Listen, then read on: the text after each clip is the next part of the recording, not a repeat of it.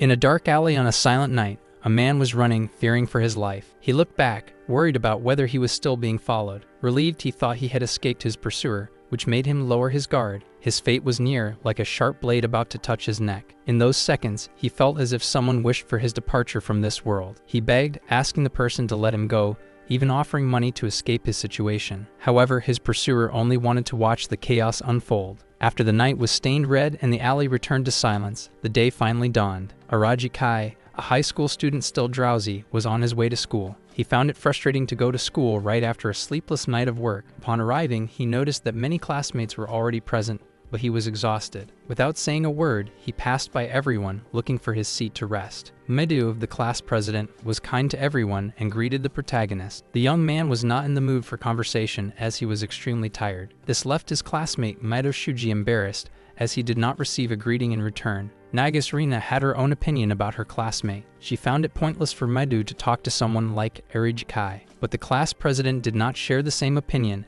and the standoff continued while the young man kept resting. And so, another student equally disliked by most arrived. Nagaeus began complaining about him as well. Harashi Shunsuk, a hot-blooded student, was respected by his gang. As soon as he saw his friends, he responded to their greetings. Looking back, Harashi noticed something that caught his attention. It was Araki, still slumped over his desk, taking a nap. The sight of the sleeping boy irritated him. He decided to approach, speaking loudly. However, Araki's sleep was so deep that not even Arashi's approach could wake him. This greatly irritated the troublemaker. He thought that perhaps being a heavy sleeper could be a good thing. On impulse, he raised his hand to try touching the student who just wanted to continue sleeping, but he was stopped mid-action. This startled the delinquent as the MC asked what he wanted and told him to speak quickly because he was sleepy. Shunsuk, angry, demanded that Araki release his arm immediately. Sarcastically, the protagonist replied that he would let go since Shunsuk wouldn't be able to move anyway. Arashi became even more annoyed,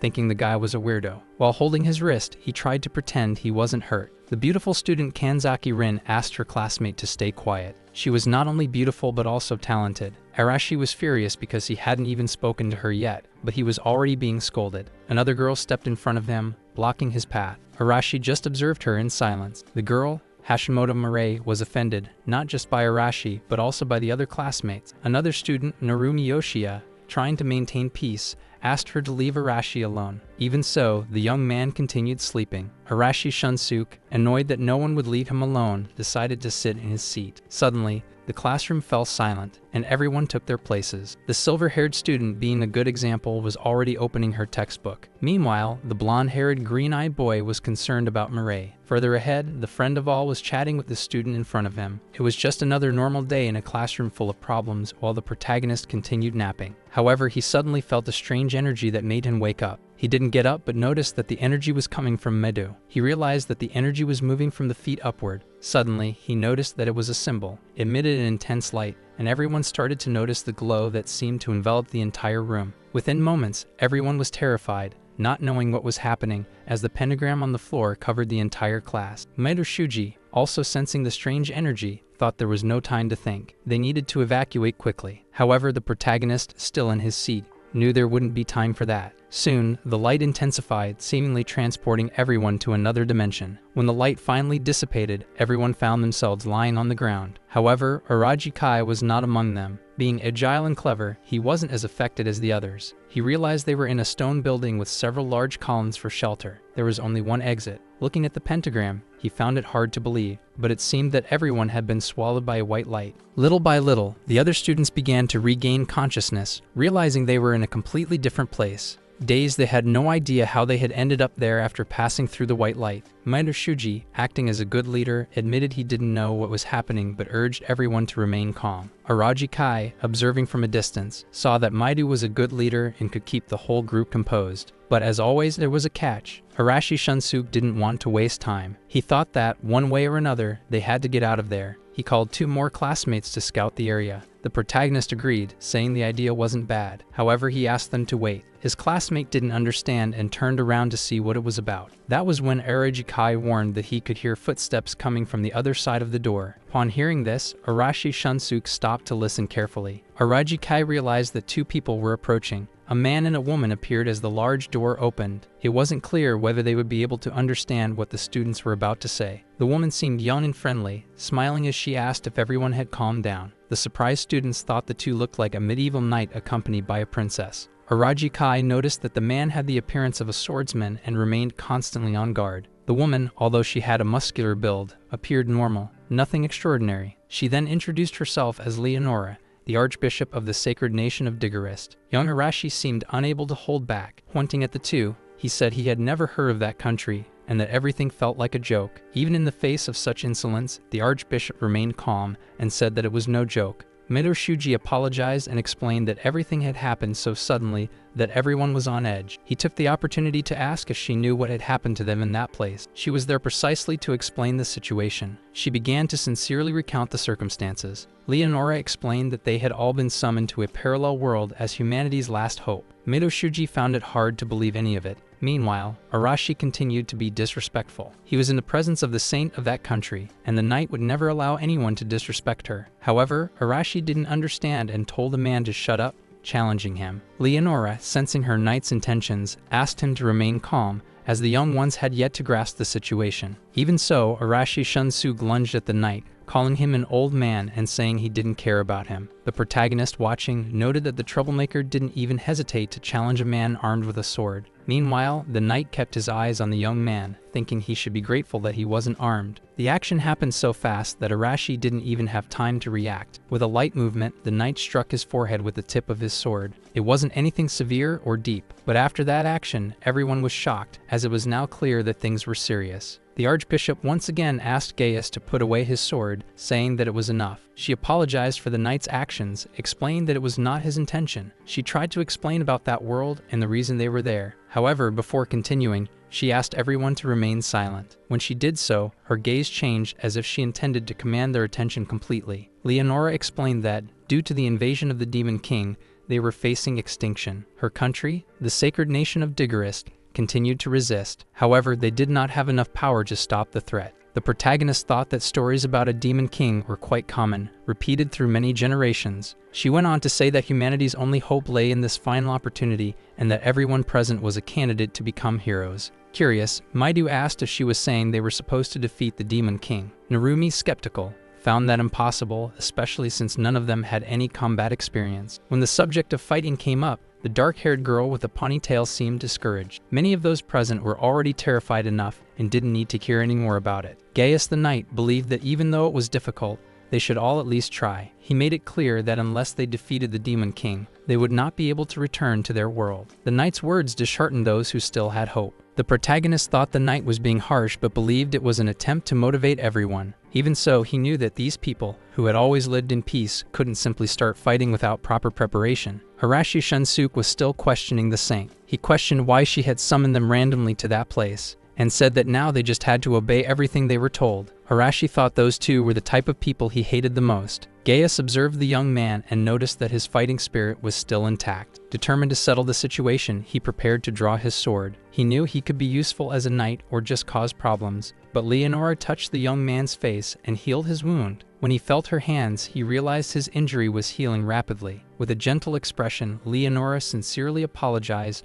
and tried to ease the tension in the room. Rena, though she observed everything, couldn't believe what was happening. Leonora explained that the power she used was known as the system. Trying to clarify, she said that this system could also be called magic. That was when the protagonist realized that Leonora was familiar with their culture. She made it clear that this power was the reason she had summoned them. Leonora approached Maidu and placed her hands on his forehead. When she did, an intense light was emitted, startling everyone around. The light emanating from Leonora's hands enveloped Midu's body. After the touch, he was able to produce a sword made of the same light, which could be used like a normal weapon. The saint seemed proud of her achievement, explaining that they now possessed the power of the system. She said that although she had summoned them suddenly, there was no longer a possibility of returning. Leonora's request could be considered selfish, but she still wished for the young ones to lend their abilities. Midu stated that no matter how much power she gave them, without proper training, they wouldn't be able to do anything. After hearing this, Leonora agreed that to be useful, they would need training, so the country would take care of them. As class president, Minu was already used to making tough decisions. Taking responsibility, he said that everyone should listen to him. He knew they were afraid, but survival had to be the priority. Besides, he believed that the divine protection given to them would be useful in dangerous situations. Everyone trusted their leader, and since he had spoken, they were willing to agree.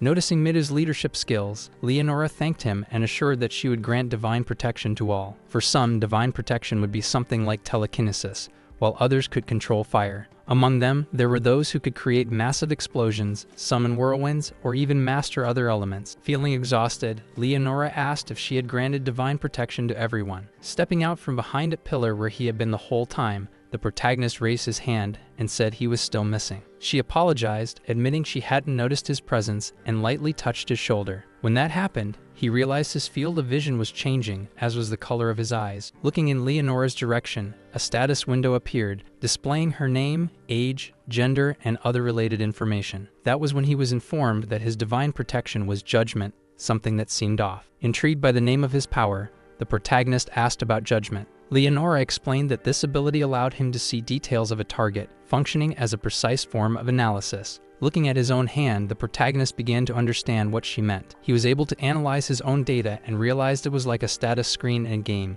easy to understand. Shunsuk, used to stirring up trouble, now had abilities and seemed eager to show off. He boasted, asking his classmates what they thought of the explosion he had just made on the ground. Facing the protagonist, he claimed that all he had gotten were some strange red eyes, bragging about the damage he had done to the ground. He continued being the same troublemaker as always. Nagas mocked him, saying that was what he got for thinking he was so important. The protagonist realized that everyone was acting more confident and powerful. At least he was aware that this power was temporary, something merely granted to them and not permanent. After confirming that everyone had received their divine protections, Leonora knew it would be difficult to control them. She also thought that everyone must be tired, so she allowed them to rest for a while. That same night, the hero candidates were taken to their personal rooms. However, the protagonist felt he should gather some information before going to sleep. Meanwhile, two soldiers on watch were questioning why they had to patrol so late. Mocking, they said that the hero candidates defeating the Demon King seemed like a complete fantasy. Hiding behind a tree, listening to everything, was the protagonist. He thought it was the third time he had encountered guards, and it seemed like they were reinforcing security. He used his divine protection to examine the soldiers and realized that the only ability one of them possessed was swordsmanship. The protagonist reflected on the fact that although everyone in that place could receive the system, or whatever name they chose to give this power, it seemed that not everyone actually did. Additionally, most of the geography surrounding the castle resembled a typical fortified city. As for the castle and its interior, he was quite curious, but it was heavily guarded and built with strong defenses. So he decided to wait until dawn. He noticed that the girls had also found an open space to practice. However, one of them felt that something was off. Nages, joining them, said she couldn't sleep either. Now the three of them were beginning to familiarize themselves with the powers they had received. The protagonist observed the type of divine protection each of them possessed. That was when a strange sensation covered his entire body. One of the girls heard a weird noise and asked if the others had noticed it. All of them became frightened. Before them appeared a gigantic monster. Terrified, they had no idea what to do. From a distance, the protagonist thought he had never seen a creature like that before.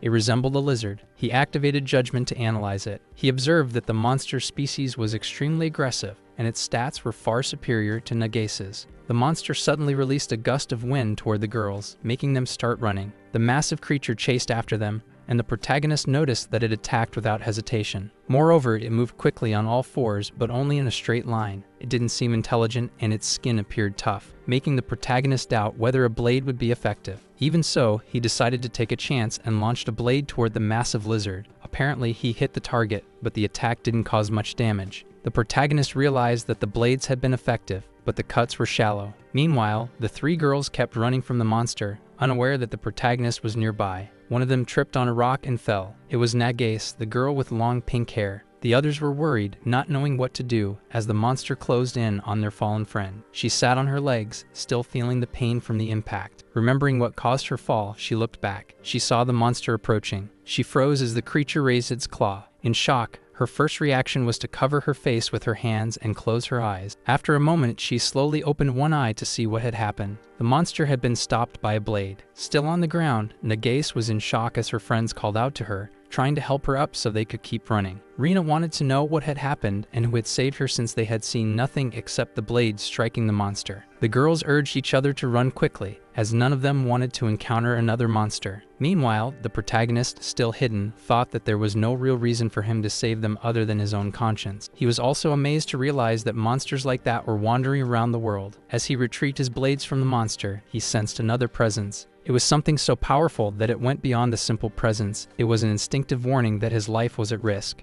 He knew someone was nearby, even the exact direction they were in, and he thought it would be best to leave. He got out of there as quickly as he could, and from a distance, noticed that someone was watching him. Seeing that the monster had been defeated, this person decided to ensure it was truly dead. Stepping on the creature's head, they thought that the hero candidates had been disappointing and useless. However, upon noticing that the last one to flee had the same scent as them, they became very excited. Everyone looked at the creature with a certain disdain. Meanwhile, Gaius explained that this monster had been found near the royal capital. This made Mido start thinking more about the situation. Arashi also didn't like seeing that giant creature, as it was only then that he fully realized what awaited them. The girls were equally terrified at the sight of the exposed monster. The knight warned that the Demon King was dragging the monsters into despair, making them crave human flesh. The scientist confirmed traces of spells, likely cast by a mid-level demon. Once again, the protagonist was listening and observing everything from behind a pillar. He found it interesting that they were using the terms spells and magic levels as they had before. Midu was so concerned that he wanted to learn more about the monster that had been controlled by a demon. The blonde-haired young man with glasses said that strong demons could control weaker ones. He explained that the term monster referred to a creature transformed by mana. The young man was still in the middle of his explanations when he was dragged away. For the protagonist, the biggest problem was the fact that the creature had been controlled by someone. He recalled when he looked at the monster and noticed that it was being manipulated. The true identity of those eyes he had sensed back then was actually that of a demon. He thought that this demon must be highly skilled,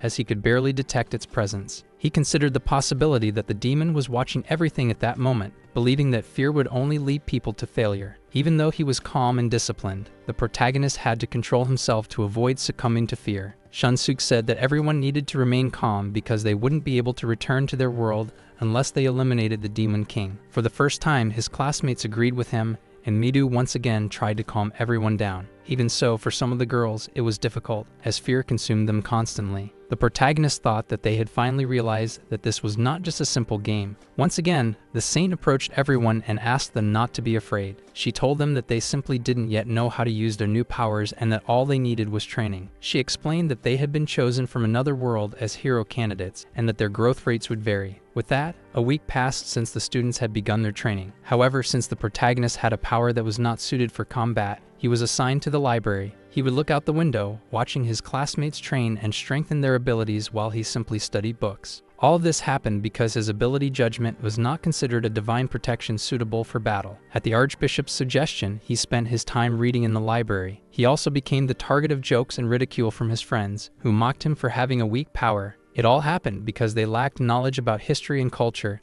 and there seemed to be no information about demons in the library. And so time passed. His classmates continued training while he observed from the sidelines. He noticed that, just as Leonora had mentioned, the students were growing at an astonishing rate. In his opinion, the 5 strongest were Narumi, Arashi, Kanzaki, Hashimoto, and finally, Nagase. Nagase was experiencing a clearly extraordinary growth rate. However, there was another person. That was the class leader and the class favorite, Midu. He was becoming highly skilled in swordsmanship. Training with the soldiers, he was getting faster and more experienced. However, he always maintained a peaceful and calm demeanor, always expressing gratitude for the guidance he received. The protagonist, looking at the status window, noticed a significant change in Midu. Among the many details in his profile, he had an impressive ranking in attack, defense, agility, endurance, and mana. It was a rapid progression, even for a genius. His thoughts were interrupted by the arrival of Arashi and the others. They disturbed the protagonist, who was standing in a corner observing, and took the opportunity to make their usual jokes. He no longer cared, as those guys were always the same.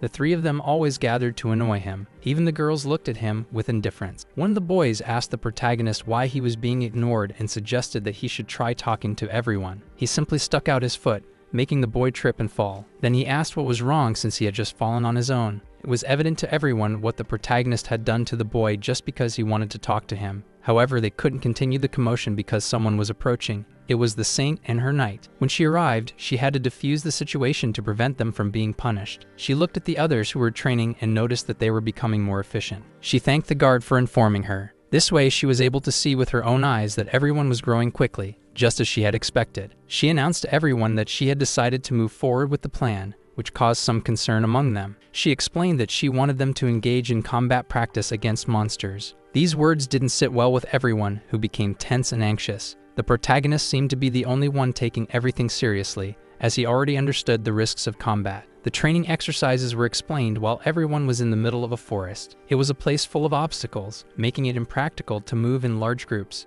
The participants had to split into teams of 2 or 3 people. Upon hearing the instructions, Rina invited Shuji to form a team, and another blonde girl showed interest in joining them. Thus, each participant found their partner or group. Arashi partnered with his 2 friends. Meanwhile, Shiro, though reluctant, ended up accepting to work with Narumi since the teams had already been decided. Gaius, observing the surroundings, noticed that 2 participants were still without a group. Kanzaki then approached the protagonist and asked if he wanted to team up with her. It seemed that no one else wanted to work with Kanzaki. Her presence was seen as intimidating, which made her laugh casually. Despite this, he didn't mind and accepted the proposal without hesitation. Kanzaki was confident, indifferent, and proud, traits that the protagonist quickly noticed. When she realized she was being observed, she showed discomfort and asked why he was staring at her. He played it off, saying he was just looking around. She shook her head disapprovingly and continued. Leonora took the opportunity to inform them that this exercise would be special. She declared that the team that defeated the most monsters would receive a reward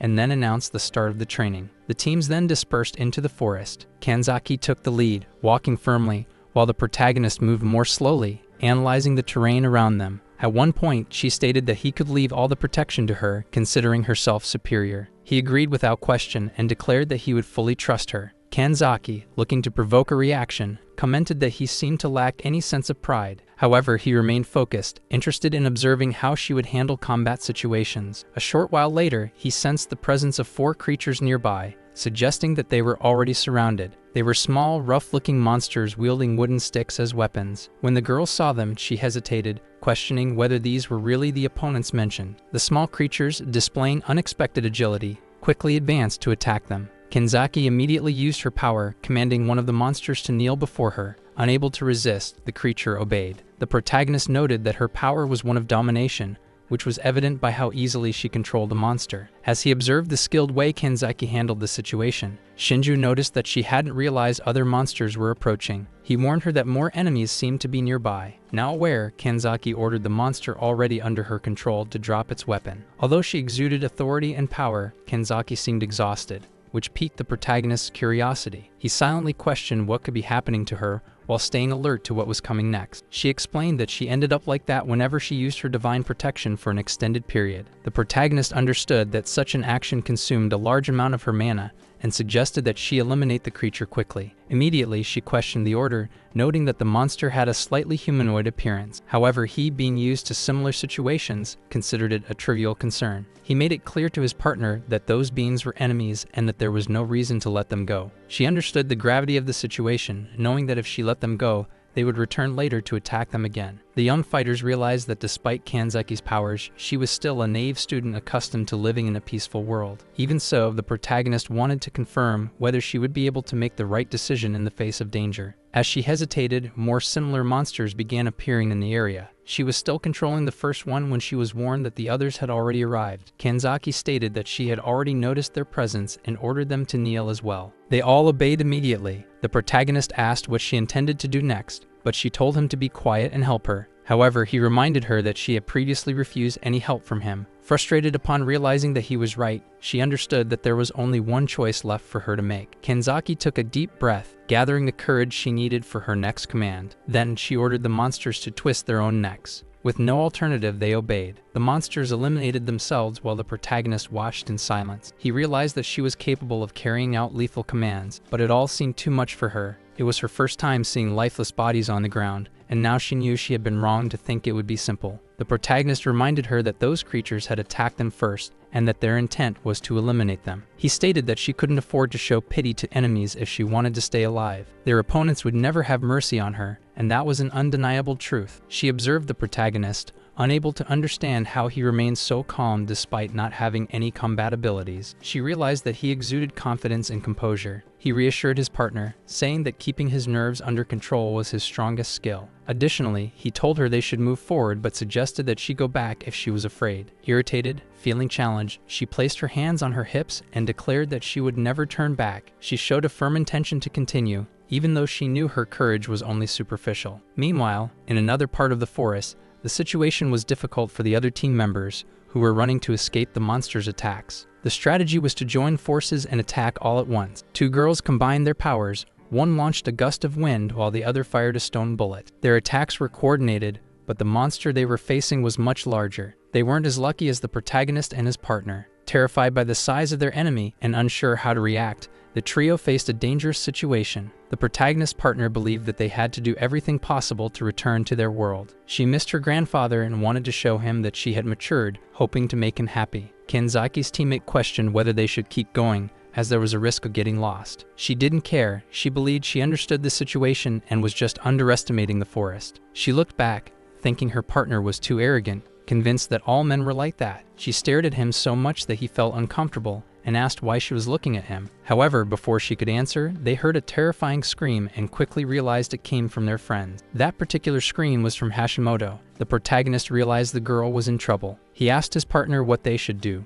Without hesitation, she said they were going to help. He praised her, thinking it was admirable that she cared about others. Despite the compliment, she was upset because she didn't know that others thought of her that way. A little further ahead in the forest, Hashimoto was indeed in serious trouble, now also injured. The blonde young man who was with her had failed to defend her from the monster's attack. She told him to leave. He responded that he couldn't just abandon her. The enormous monster raised its claws to strike the boy, but it was stopped. Kenzaki arrived at the exact moment and ordered the monster to halt. With great effort, she managed to keep it still. When the blonde young man realized that the girl had come to their aid, he thanked her. However, she told him to take the injured girl and leave, as she wouldn't be able to hold the monster for long. Analyzing the situation, the protagonist realized that the girl's power had different effects depending on her effort. He looked at Narumi and asked if Hashimoto was okay. Narumi informed him that she was unconscious but breathing. The protagonist told him to carry her on his back and leave the area as quickly as possible. Before leaving, the blonde young man asked if there was anything he could do to help. However, the protagonist asked if he would leave the girl suffering. She was injured and needed assistance. The blonde young man said goodbye, apologized, and said he would leave the rest to them. They then told him to find Midu or Leonora and ask for help.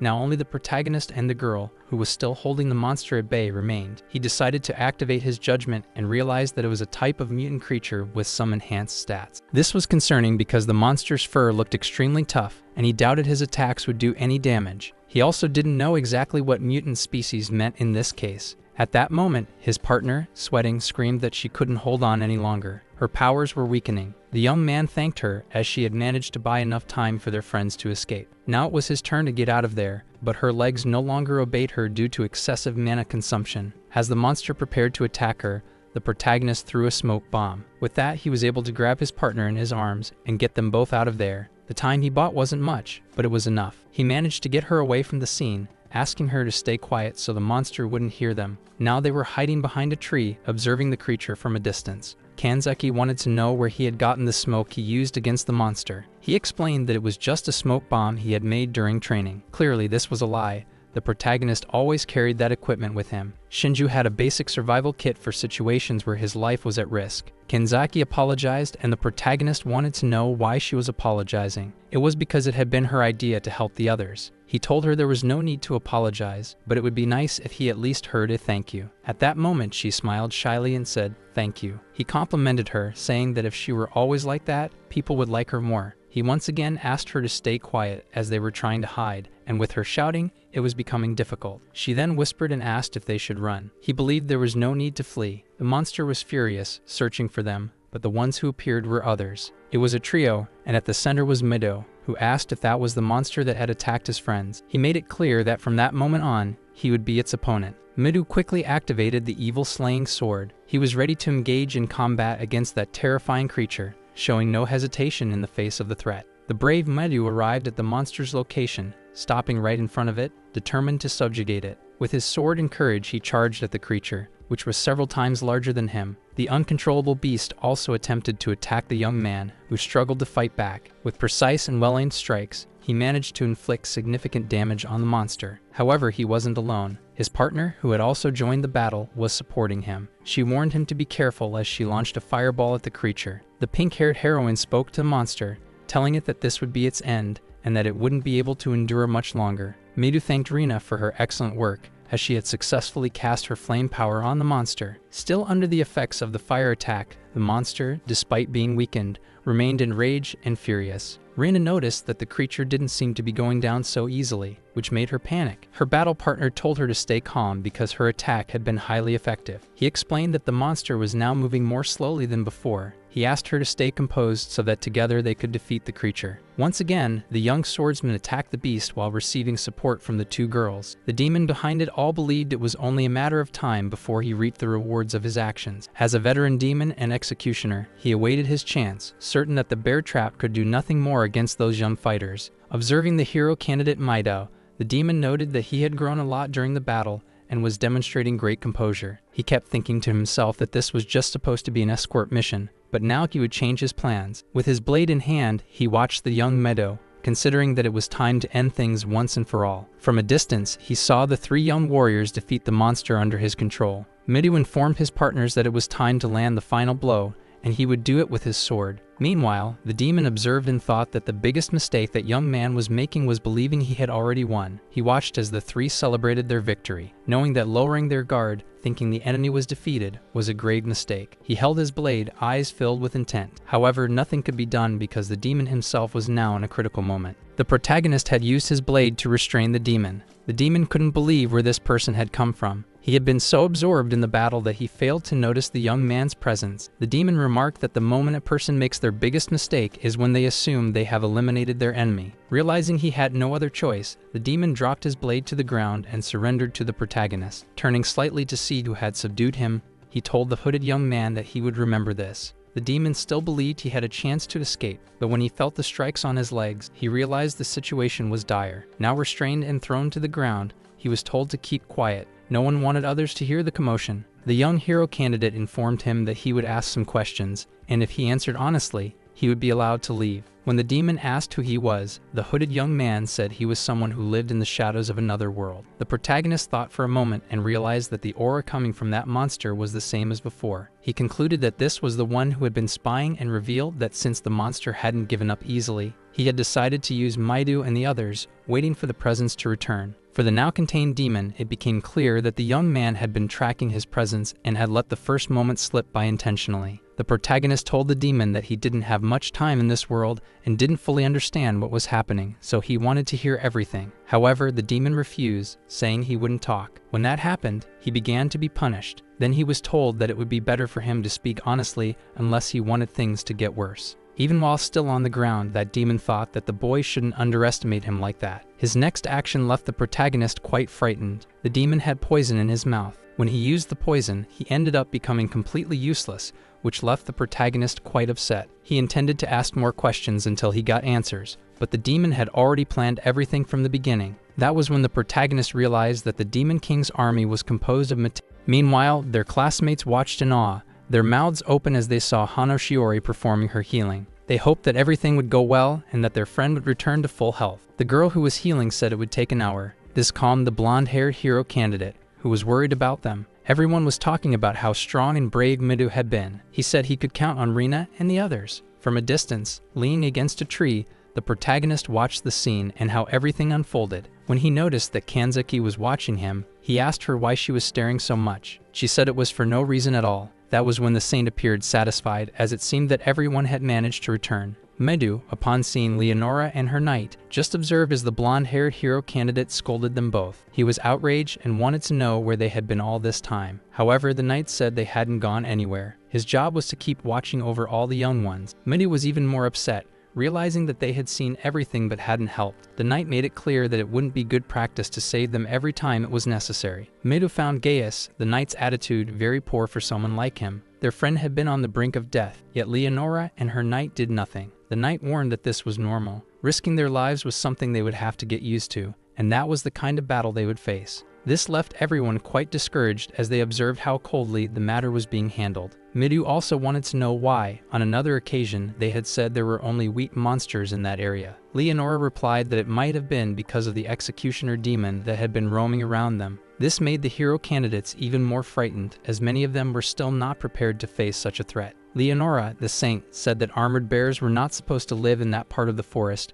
and were probably brought there. The knight warned that, in that case, they could assume that the executioner demon was still hiding somewhere. Leonora stated that from that point on, the level of training would increase because the current level was ridiculous. Not all hero candidates would be able to significantly increase their levels. Many questioned it since the training had already been difficult on its own, making many fear for their lives. The one who always intervened for everyone and spoke on their behalf was Meadow, who tried at all costs to protect them. And when he tried to argue with Leonora, she warned that if they continued as they were, they would surely perish. This caused a certain panic, even in that young man who was naturally talented. Shunsuk, the troublemaker of the group, was struggling to deal with those unreasonable orders. He always questioned the saint, which greatly angered her knight Gaius, so much so that he was already at his limit with that young man. Seeing that the boy had overstepped his bounds with his sovereign, the knight made it clear that all of them were nothing more than pawns. The more Leonora and her knight spoke, the more they fueled everyone's anger and disbelief. It took Midu's intervention to prevent the troublemaker from seeking more problems with the knight. Shunsuk wanted to know why his companion was so calm. Midu, who was not only the class representative but also a natural talent, made it clear that they were in enemy territory. This impressed the knight, as Midu was quick to grasp the situation they were in. However, the troublemaker didn't care whether they were in enemy territory or not. He simply wanted to take down that old man. Annoyed, he challenged the knight repeatedly and launched a flame attack at him. This only further enraged the knight, who saw the young man unleash a destructive explosion toward him. Even though Shunsuk thought he was strong enough to stand up to the skilled soldier, his attacks only caused a large cloud of smoke. At first, the attacking youth was satisfied, but when the old knight emerged from the middle of all that smoke, ready to punish him, Shunsuk was the one who was completely shocked, even more so when he took a powerful blow to the face. The old knight was no longer willing to endure the insolent boy's sarcasm and mockery. With that strike, he managed to send the young man flying unconscious, where he remained for a while. After knocking him to the ground, the old knight looked at the boy and warned that this was the level of power he currently had. As the knight and the saint departed, the knight made it clear to everyone that starting the next day, things would get worse. His companions tried to lift Arashi Shunsuk, worried that he might have serious injuries. In reality, the boy only had a few scratches on his face and an overwhelming thirst for revenge. The next day, the exercises began in the morning. The saint was waiting for everyone, accompanied by the researcher. He informed them that, by Leonora's order, he would be responsible for training that day. The researcher had heard that some of them had been injured the previous day. He asked if they had already recovered. Hashimoto raised her hand, saying that he was referring to her. She affirmed that she was fine thanks to Chiori's healing power. They also pointed at Shunsuk, mentioning that he had also been injured the day before. The monster researcher was excited to see that someone among them had the divine protection of healing. He explained that this was the research center. He would ensure that everyone had a combat experience against various monsters. Quickly, the team's talent, Midu, realized that there were monsters inside that building. Satisfied with his own intellect, the researcher adjusted his glasses, proud of his genius. He explained that it would be faster to show them rather than try to explain. They walked through dark hallways until they reached a place with several cells. Inside those cells were goblins, lizardmen, and augurs. The sight of the monsters made the girls on the team quite uneasy. Someone asked if those were all the monsters that were there. Excited to demonstrate, the researcher explained that these were just some of the monsters she had personally created. Leonora informed them that the laboratory belonged to Steady. She said it was an ideal place to train soldiers. Satisfied with the data he had gathered on monster battles, the researcher continued speaking enthusiastically. However, the hero candidates began to feel uncomfortable with all those beastly creatures around them. That was when the researcher announced that the combat would begin. He temporarily released some monsters for the battles. Meanwhile, the protagonist, leaning against a corner, observed everything from a distance. He noticed that everyone seemed calm, but he realized that would change once they were forced to fight. He also noticed a difference in their attitude, perhaps due to the experience gained the day before. But even so, everything still felt terrifying. Nagase, one of the hero candidates with pink hair, was struggling in her fight against the ogre. After being knocked down, she stood up, trembling. She was visibly frightened in front of the beast. The ogre, on the other hand, increased its dominance and strength. It growled fiercely at the heroine. Worried about his partner, Maidu asked the researcher to control the monster. He believed the ogre was too strong for her. However, the monster researcher disagreed. Leonora, on her part, reaffirmed that the training needed to be rigorous. She said that the young woman had enough strength to handle that monster but was still not using her full potential. With the divine protection she possessed, Leonora believed there was no risk of Negeus losing to a monster of that level. Negeus, now rising from the ground, was visibly frustrated. She generated an enormous amount of flames. She launched them toward the ogre. This demonstrated her willpower and determination not to lose. The researcher continued, saying that the only reason the others thought she wouldn't be able to handle it was because she was afraid. Medu wasn't sure if that would really make much of a difference. However, the researcher insisted that it would. He also mentioned that they could even gain new powers derived from their divine protection. Hearing the conversation, the protagonist descended the stairs to talk to Medu. Seeing him coming down, the young talent was startled, especially since the protagonist wasn't one to talk much. Even so, he told the young man that, according to his judgment,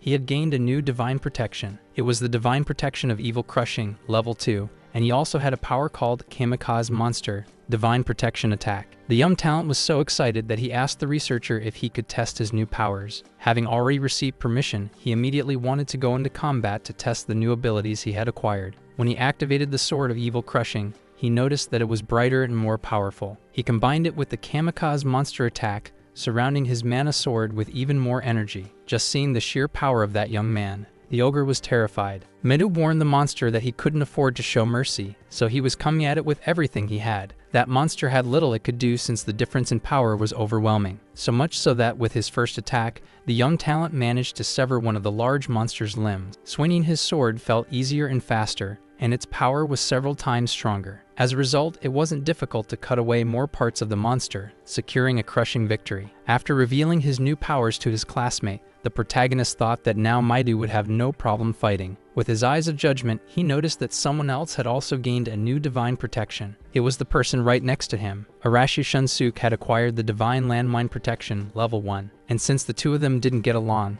he had no intention of informing the young man about it. However, this made him quite satisfied, as he imagined that eventually, everyone would be able to increase their powers. After those battles, everyone was confined to their dormitories again, where they seemed to be holding a meeting. Narumi couldn't believe the plan they were discussing, so he asked the one who came up with it if it was really true. Shunsuke didn't hide from anyone that he was interested in eliminating Gaius, and planned to tie up Leonora. That way, she would be forced to send them back to their world, which made everyone satisfied since it meant they would abandon that place. For that reason, the troublemaker sought help from his blonde-haired friend to make the plan work. Narumi doubted whether they could actually win, but the young man was trying to convince him that if they worked together, their chances would be higher. The blonde-haired boy thought about how this would allow him to return to his world, but even so, he felt it was wrong to eliminate people. However, when he remembered everything they had been through and how they had almost lost a classmate because of those damned people, he ended up agreeing to the plan. He joined Araki Shunsuke, believing that if the two of them worked together, they would be stronger. All the hero candidates were training and giving their best to make it out of that world unscathed. Among all of them, the one who stood out the most was Medu, whose talent continued to grow and strengthen in skills. Leaning against a tree, observing Medu's training, was the protagonist. At some point, he told the young man that he was really undergoing intense training. Medu, in turn, replied that he still didn't feel strong enough and needed to become even stronger. However, the protagonist believed that he was already capable of defeating more than half of the knights in that country. Even so, he felt that he wasn't strong enough because he still couldn't defeat the knight Gaius. Seeing his determination, the protagonist asked Medu what he thought of Saint Leonora and the knight Gaius. The young man said that they were only trying to use them as pawns in their battles and also believed they were liars. Hearing this, the protagonist asked if he was willing to risk his life and fight even against the Demon King. That was exactly what the young talent had in mind, but he believed he should be the only one to fight. That was why he planned to negotiate and ensure that everyone could live safely in exchange for that great battle. He said that was why he kept swinging his sword, to make sure she would agree to a deal with him. As they talked, the two of them once again went to spy on the progress of the hero candidates' training. Steady, seeing that Leonora had returned, approached her, and she wanted to know how the candidates were doing that day. She also stated that he would be in charge of the hero candidates while she and the knight were away. Upon hearing those words, some of the hero candidates became worried about where they might be going. Leonora informed them that she would be leading with Gaius for a few days.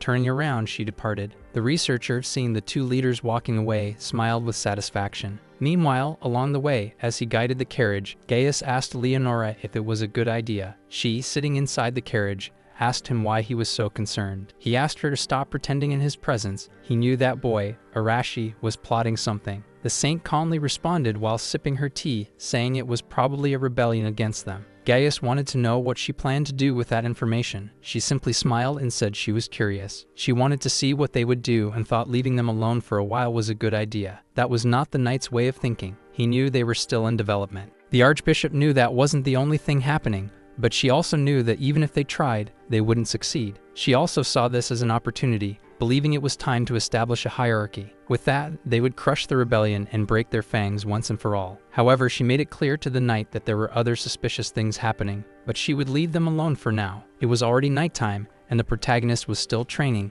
now hunting monsters to improve his skills. The full moon shone high in the sky, and he didn't stop honing his abilities, accompanied by his blades. He refined his enemy presence detection skills, among others, and noticed that it took him about 13 seconds to eliminate a monster. Using his judgment to analyze his own status, he realized he had leveled up after defeating that demon. The problem was that he wasn't exactly sure how to use the abilities listed in his status. However, he had to put that aside because he sensed the presence of a monster trying to catch him by surprise. It was all in vain because the protagonist never let his guard down. When he saw it, it was an ogre. He simply grabbed his set of blades to defend himself and threw all three. He noticed that he couldn't pierce any of the spots where he had aimed his blades, but he quickly dodged the ogre's attack. That was when he managed to activate weak point detection. When he did, he saw that the ogre's weak spot was near its neck, slightly above its back. Seeing that sign of his opponent's weakness, he thought quickly, grabbed his blade and threw it. At last, he succeeded in piercing it. The monster roared and then collapsed to the ground. He understood that weak point detection revealed the ogre's soft spot, which could be easily pierced. He thought it wasn't such a bad skill, but it wasn't enough for major battles. Lowering his fist, the protagonist knew he needed to become stronger if he wanted to survive in that world. He was still hunting in the middle of the night when he noticed a small group of goblins. Using weak point detection, he saw that if he struck their brains and hearts, he could eliminate them quickly. With a single strike, he managed to hit all three at once, taking them down with ease. However, he didn't even need that skill to know where the weak points of ordinary monsters were. He was sure he needed a bigger test subject. That way, he would probably encounter a different type of monster. That was when his sharp ears picked up human footsteps approaching him. Someone in the distance was walking with a lit lantern, calling his name. He quickly realized it was Kanzaki,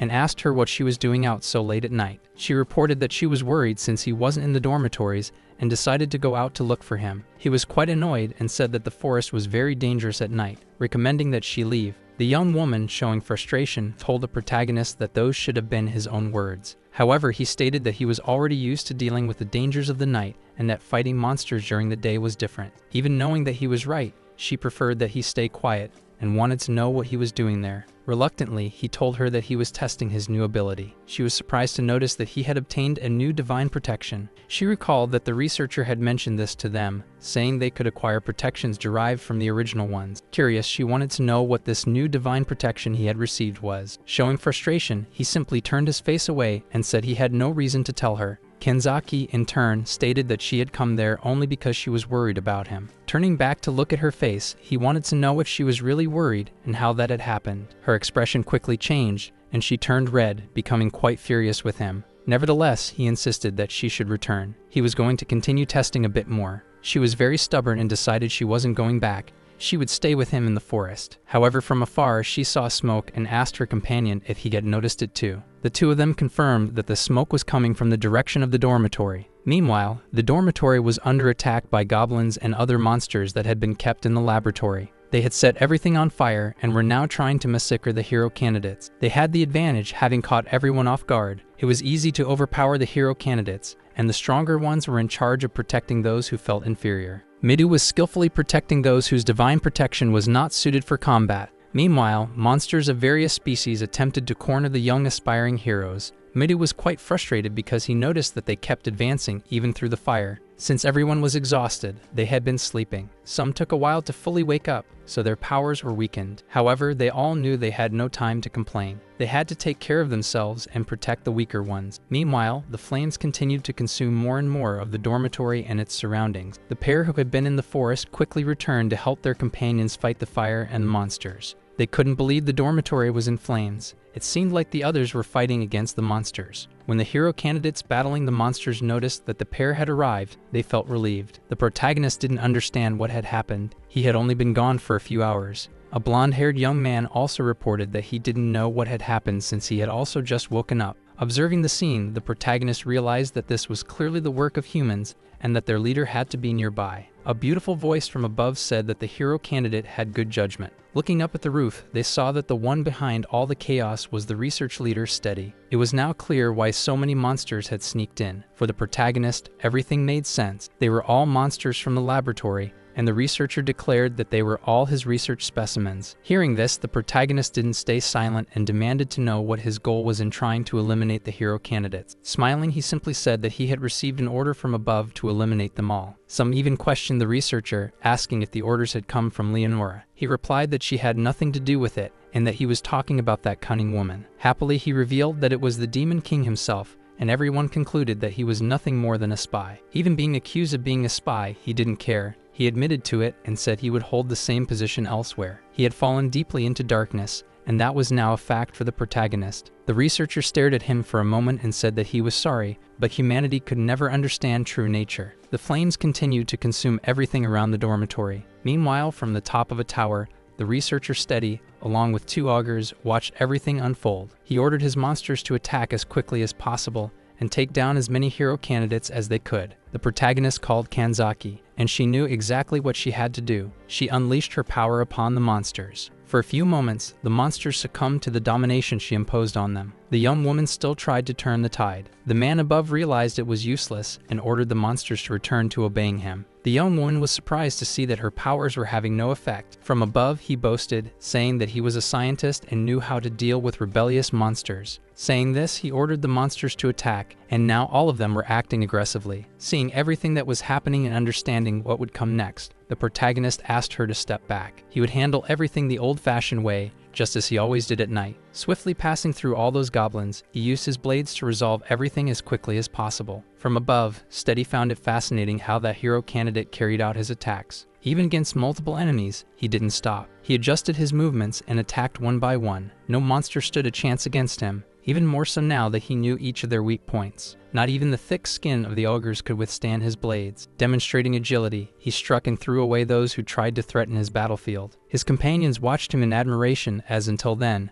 they hadn't known what he was truly capable of. Now even the monsters looked at that man with a sense of despair, fearing for their lives. Noticing that his monsters were frightened, Steady ordered them not to be afraid because the protagonist lacked an ideal divine protection. What the man above didn't know was that the protagonist had been skilled with his blades for a long time, and so he activated his judgment. He noticed that the man also possessed the power of domination. That was when he understood why his friend's domination had not worked against the monsters. He recalled one of the scientist's statements about how stronger demons could dominate the weaker ones. Steady, realizing that the situation had escalated beyond expectations, feared he might have to use his final trump card. He whistled to summon his secret weapon, which he believed would completely turn the game in his favor. The protagonist noticed when he produced a different sound, something similar to a bone or a whistle. Seeing his curiosity, the scientist from above warned the young man that soon he would witness what was about to happen, and he said that everything would be over soon. The protagonist could hardly believe what he saw. That giant being, spitting massive fireballs, tried to dodge as quickly as it could while he managed to evade. He couldn't believe he was facing a dragon, a mythical creature he had only ever heard about. The beast blazed with fire,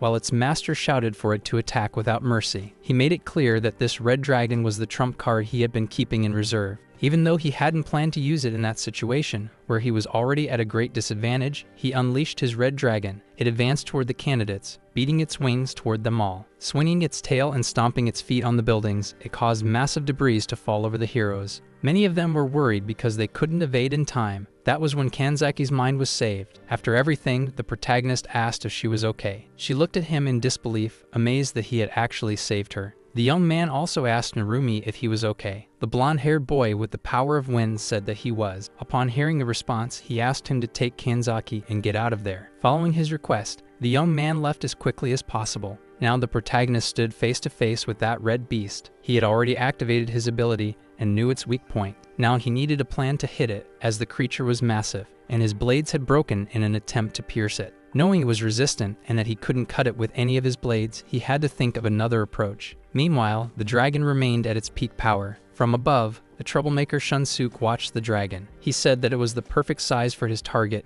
and used his destructive expansion, launching his power directly at the dragon. He celebrated, thinking he had defeated that great creature with a single blow. Landing, he mockingly asked the giant lizard what it thought of that, trying to undermine the dragon's power. However, the dragon retaliated in kind, unleashing a fire blast upon him. For that young man, who had the same elemental power as the dragon, it wasn't as intense as it would have been for a normal person. Even so, he didn't like being hit. That was when the protagonist made it clear to him that it all happened because he let his guard down. Shunsuk had to admit that the dragon was very strong and that the attack had hurt a bit. The protagonist called Araki Shunsuk's attention, telling him to listen carefully to the plan. If they wanted to succeed, they needed to work together to take down the great dragon. Araki Shunsuk wanted to know why he would need someone like the protagonist. The protagonist calmly explained that he could identify weak points but didn't have enough power to attack. Araki disagreed. He didn't think he needed help from a rookie. Regardless, the dragon was coming back again, trying to strike at both of them. The dragon was already preparing to launch a giant fireball.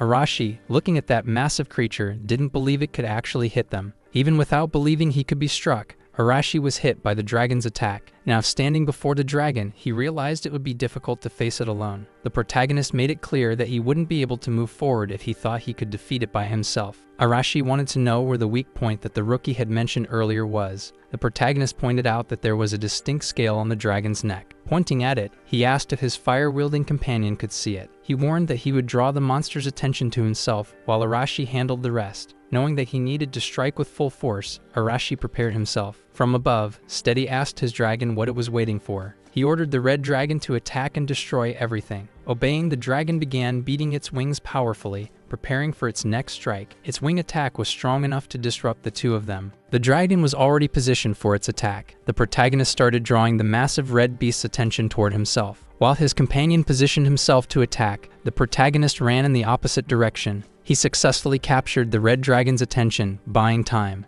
while the dragon remained focused on the protagonist and prepared to attack him. After observing that the dragon was in the perfect position, the protagonist called for Araki. The hero candidate was already in place and knew exactly what he needed to do. Aiming at the weak point, he warned the bastard lizard that he was going to eliminate it and activated his destructive power. Araki landed a powerful strike on the red dragon, bringing it down. That reaction left Steady in disbelief that his red dragon had been defeated. After seeing that he had successfully defeated the dragon, the hero candidate was satisfied because for him, it was too easy. The protagonist told him that he was too worn out and should stop making those kinds of remarks. Now turning his gaze upward and addressing Steady, he asked what he planned to do now that he had lost his trump card. From above, Steady responded that he still had plenty of monsters left and began looking around. Yet even so, he found no one because the other hero candidates had already eliminated them. The talented Midu announced that they had already taken care of all the remaining monsters. Steady realized that he was now cornered, and his only option was to escape.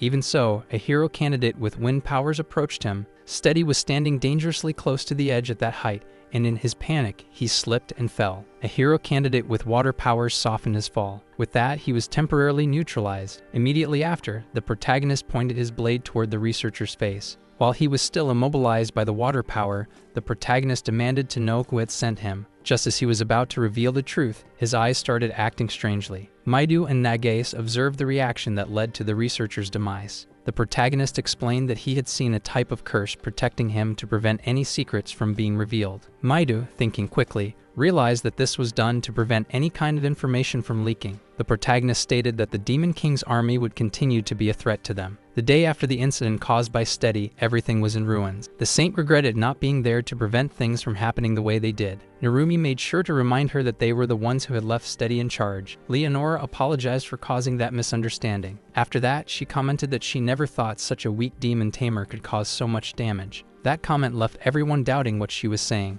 Nagase and Rina questioned themselves, as they already knew that person was a demon spy. Smiling, Leonora remarked that she had already warned them that their training would become increasingly intense. The hero candidates wanted them to understand that they had nearly died in a fire. Knight Gaius didn't want them to be so childish, saying that it was entirely their fault for not staying alert. The knight's words made the hero candidates even more uneasy. The protagonist thought that, despite being harsh, the knight was right. No one had noticed when the monsters were released. Leonora and the knight announced that they would all be visiting the royal capital next. Midu wanted more information about what they would be doing in the capital. It was for a public parade that would be held in the royal capital, focusing on the relationship between the hero candidates. Leonora informed them that they would step onto the stage as the main actors. When night fell, Knight Gaius told the guards that it was enough and that they could rest for a while. As a result, only a few of them remained to patrol around the hero candidates' tents. Arashi estimated that there were about 30 soldiers. He said this while he and the others were gathered around a campfire.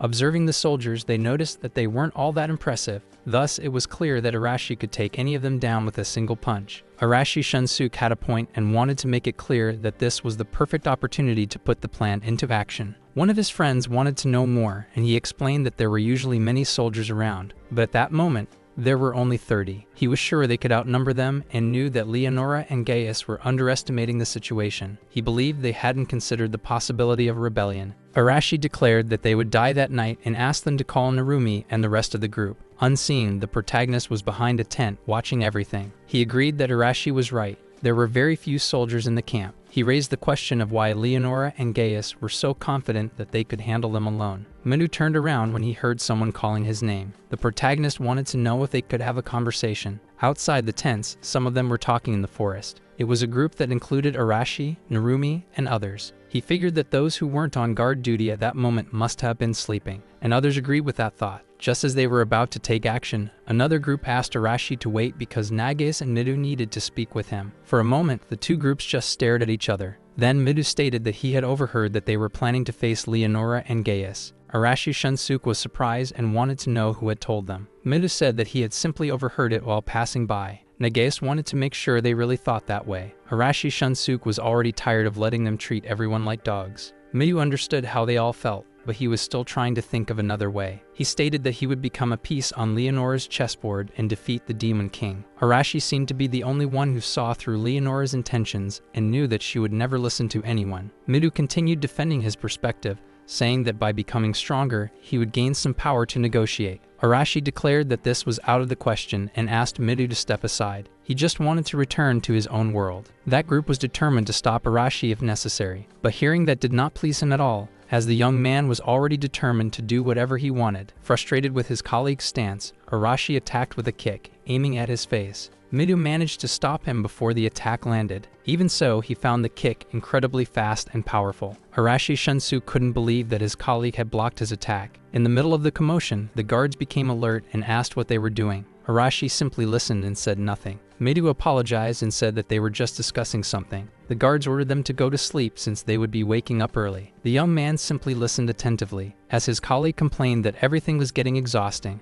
Midu observed that Arashi was very frustrated, believing that it made no sense to fight those people. In the holy kingdom of Digorist, in the royal capital, a bustling place, Minuri was excited about the size of the capital. A female hero candidate also thought it was quite crowded that day. Nagase disagreed, saying it wasn't as packed as Tokyo, and her friend agreed. The parade showcasing the hero candidates proceeded down the main avenue. Everyone watched attentively as each candidate passed by. Knight Gaius shouted for everyone to make way for Saint Leonora and the hero candidates. Not everyone liked the presence of those hero candidates. Even so, they all walked forward, fulfilling their role. Most of the capital's population liked and supported the candidates. Maido, besides being talented, was intelligent and charismatic, greeting everyone with friendliness. Shunsuke was no different, even though he didn't always show it. The protagonist thought that everyone had a lot of faith in the candidates and what they could do, and all that energy made him uncomfortable. After the long journey, they were welcomed by a sacred night. They were all given large rooms and soft beds, feeling happy as they were very tired. The girls in their warm baths felt invigorated. Meanwhile, the boys, indulging in a hearty feast, still craved more. The talented Medu team was training to reach their peak excellence. The protagonist merely observed everything from above, waiting for the right moment to gather some information. He noticed that the place was full of guards and thought it was risky to walk around the castle. Positioned by a window, he saw when the knight who had shown them the place earlier appeared. The spy hid behind a tree, moving closer to try and overhear their conversation. He heard the guard ask about the hero candidates, to which the knight replied that they were resting. The guard also wanted to know if it was true that those people had been chosen by the creator. He expressed concern about the Demon King's followers, as they could pose a risk to the candidates. The other guard was also worried since there had been considerable movement from the Demon King's followers. The protagonist observed everything from behind a bush,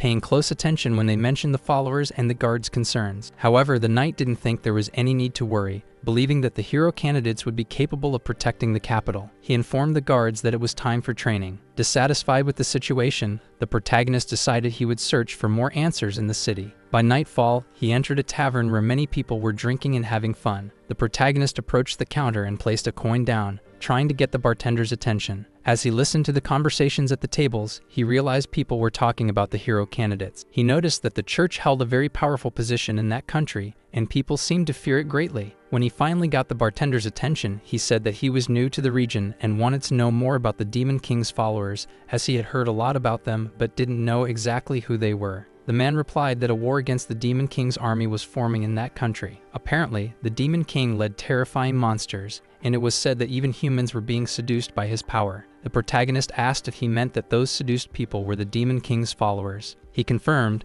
explaining that he understood the followers to be a kind of secret organization. After getting some answers, the protagonist left the tavern and began walking through the city's streets. He had already understood that the hero candidates were in the capital with the goal of stirring up the Demon King's followers. That was when the young Kanzaki appeared in the same place as the protagonist, catching his attention. She wanted answers from him, as she didn't know where he had been and was relieved to have finally found him. The protagonist warned her that they were in unfamiliar territory, and that he needed to gather more information. She said she understood but insisted that it was dangerous to do this alone. For that reason, she offered to accompany him if he needed help. The protagonist, however, stated that he was fine on his own and preferred that she stay quiet with the other students. After some complaints from her, he finally relented, saying that she could help him, but in a limited way. Her expression immediately changed upon hearing that he would allow her to accompany him. She followed his instructions and went to gather more information. Meanwhile, a mysterious hooded man smiled as he watched the young girl walk away. After setting out to gather information, the protagonist found nothing useful. When he returned, he noticed that the atmosphere was noisy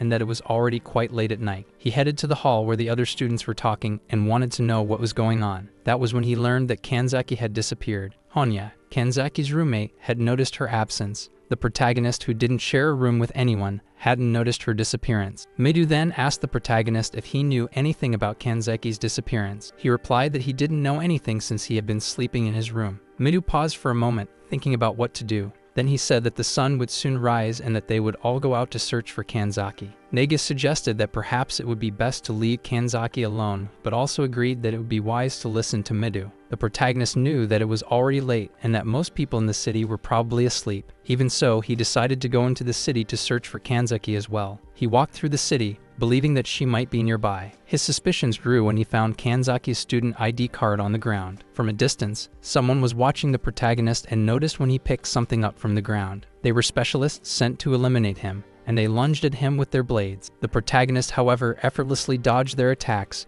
and upon facing one of the assailants, he grabbed his arm and swiftly took them down. His experience proved decisive, and even with multiple enemies, they stood no chance. He even mocked them, saying they were inexperienced both as spies and as soldiers. The remaining ones were trembling as they stared at the protagonist. As he turned to observe them, the protagonist noticed through the status window that they were just ordinary humans. The man was so frightened that he couldn't respond to the protagonist's question. The protagonist then made it clear that the man would reveal everything he knew. After some time, the protagonist found himself in a dimly lit place where he saw Kanzaki, who had been captured. Her expression was filled with anger and disdain toward those keeping her imprisoned. The captors merely mocked her, saying she still had plenty of energy left to burn. She, in turn, firmly stated that no matter how many times they asked, she would not reveal anything. The captors wanted information about the hero candidates and were confident they could extract those answers from her. Desperate to obtain information, Kanzaki's captors tried to intimidate her in various ways. One of them even went as far as tearing her blouse, attempting to force her to yield. They wanted to see how long she would remain defiant in the face of their threats. The protagonist, watching from a hidden corner, was waiting for the right moment to act.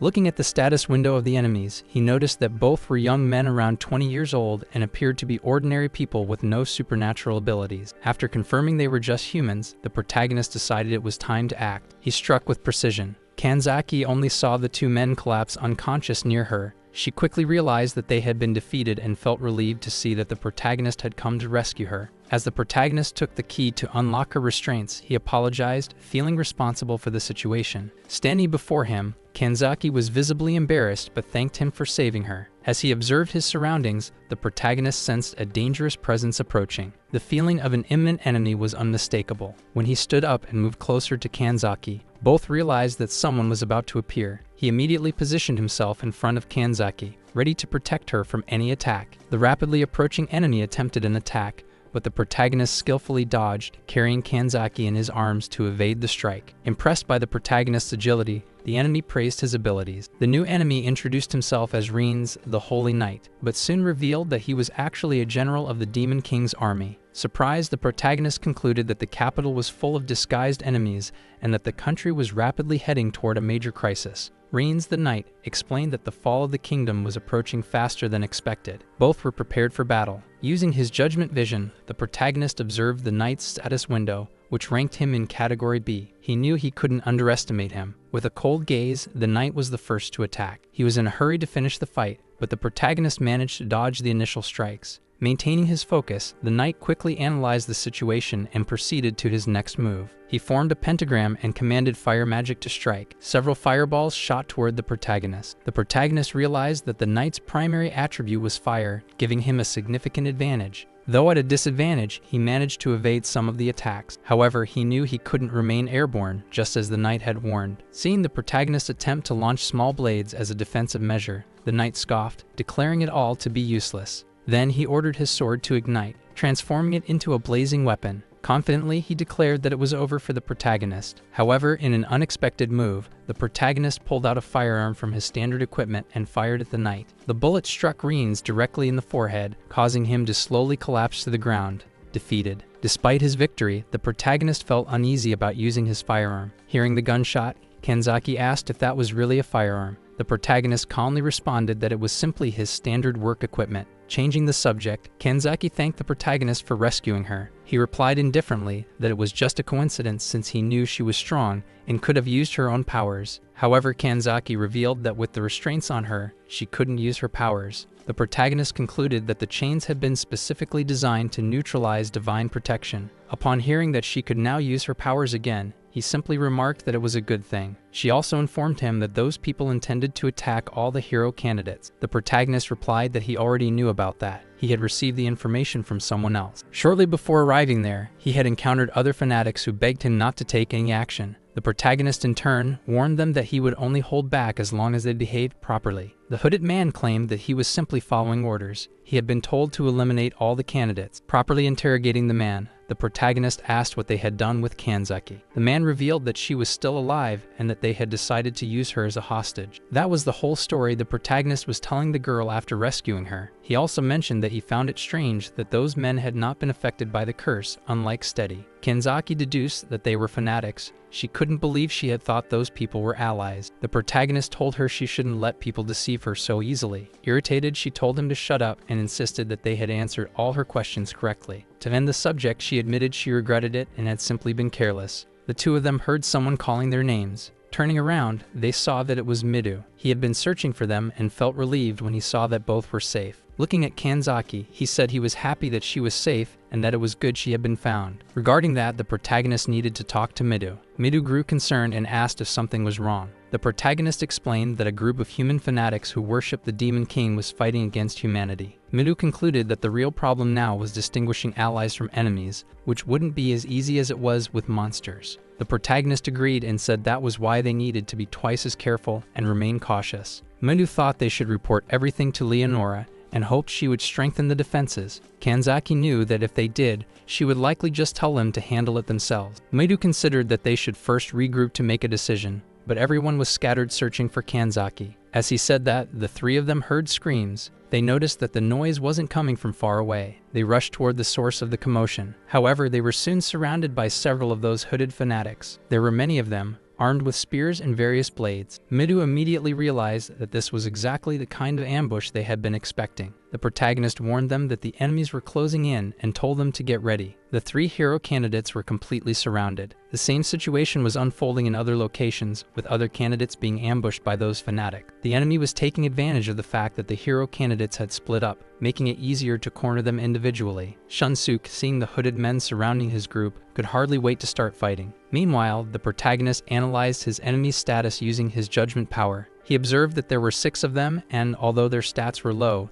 they were still skilled fighters. The battle began when the hooded figures decided to attack. Kenzaki had already been warned and knew exactly what to do. She used her domination power. She managed to paralyze several of them at once while her partner threw some blades at them. The protagonist was skilled and landed every blade precisely where he aimed. Maido, watching this, was a bit impressed. He wanted to know why the protagonist had done that since they were humans, not demons like before. The protagonist didn't seem to care whether his enemies were humans or monsters. Maido was surprised by this, but was quickly warned that there was no time to argue since one enemy was still left. The remaining hooded man attempted a surprise attack from behind Maido. Maido reacted quickly, managing to block the attack. He demanded to know why they were doing this when they were all humans. The hooded man responded that everything they did was in service of their master. Kanzaki raised her hand toward the fight, trying to restrain the hooded man. The protagonist needed to see how Maido would handle the situation. With a single strike, Maido shattered his opponent's sword. The hooded man stared at his broken weapon in shock. Maido, noticing the enemy's hesitation, assured him that he wouldn't take his life if he simply surrendered. The man became enraged, shouting that Maido was mocking him, despite being just another cursed hero candidate. Even so, he launched another attack against Maido. This time, he managed to scratch Maido's arm, but the fighter didn't react. The hooded man felt satisfied. He had managed to wound Maido's arm. That was when the young man realized they weren't playing around. If he did nothing, that man would take his life. Maido, extremely enraged, gave the hooded man no further chances and delivered the fatal blow. He had to eliminate that man, even against his own will. Even lying on the ground, the man still sneered at the hero candidate. The protagonist told his companion that he should put an end to the hooded man's suffering. Maido hesitated, thinking it was better to just leave him there and move on. His companion didn't see it that way. It was better to ensure that the enemy was truly defeated. Maido couldn't understand how his classmate could say that, after all, he was human. The protagonist gave his friend a choice. He could eliminate the hooded man and help their classmates. Then he asked what was more important to him, the lives of their enemies or the lives of their classmates. Maido's expression changed, and after taking a deep breath, he seemed ready to do what was necessary. After that, he declared that he would save all of their classmates. Everything had already been settled where Shunsuk was. However, he noticed that one enemy remained, holding him by the neck. The enemy was smiling. He was a young fighter who feared no enemies and had no mercy for them. Preparing his punch, strengthened by his fire power, he eliminated the opponent in an instant. Watching the enemy fall to the ground, he felt no pity at any moment, and all the others on his team thought he was incredibly brave. Meanwhile, in the other team, the girls were proving that they too had firepower. Just like some of the boys, they also showed no mercy. Rina didn't understand why there were so many enemies there, but she wasn't going to show mercy to anyone. She asked the rest of her team what they were doing since they should also be helping. The girls hesitated because their enemies were humans, which made them uncomfortable.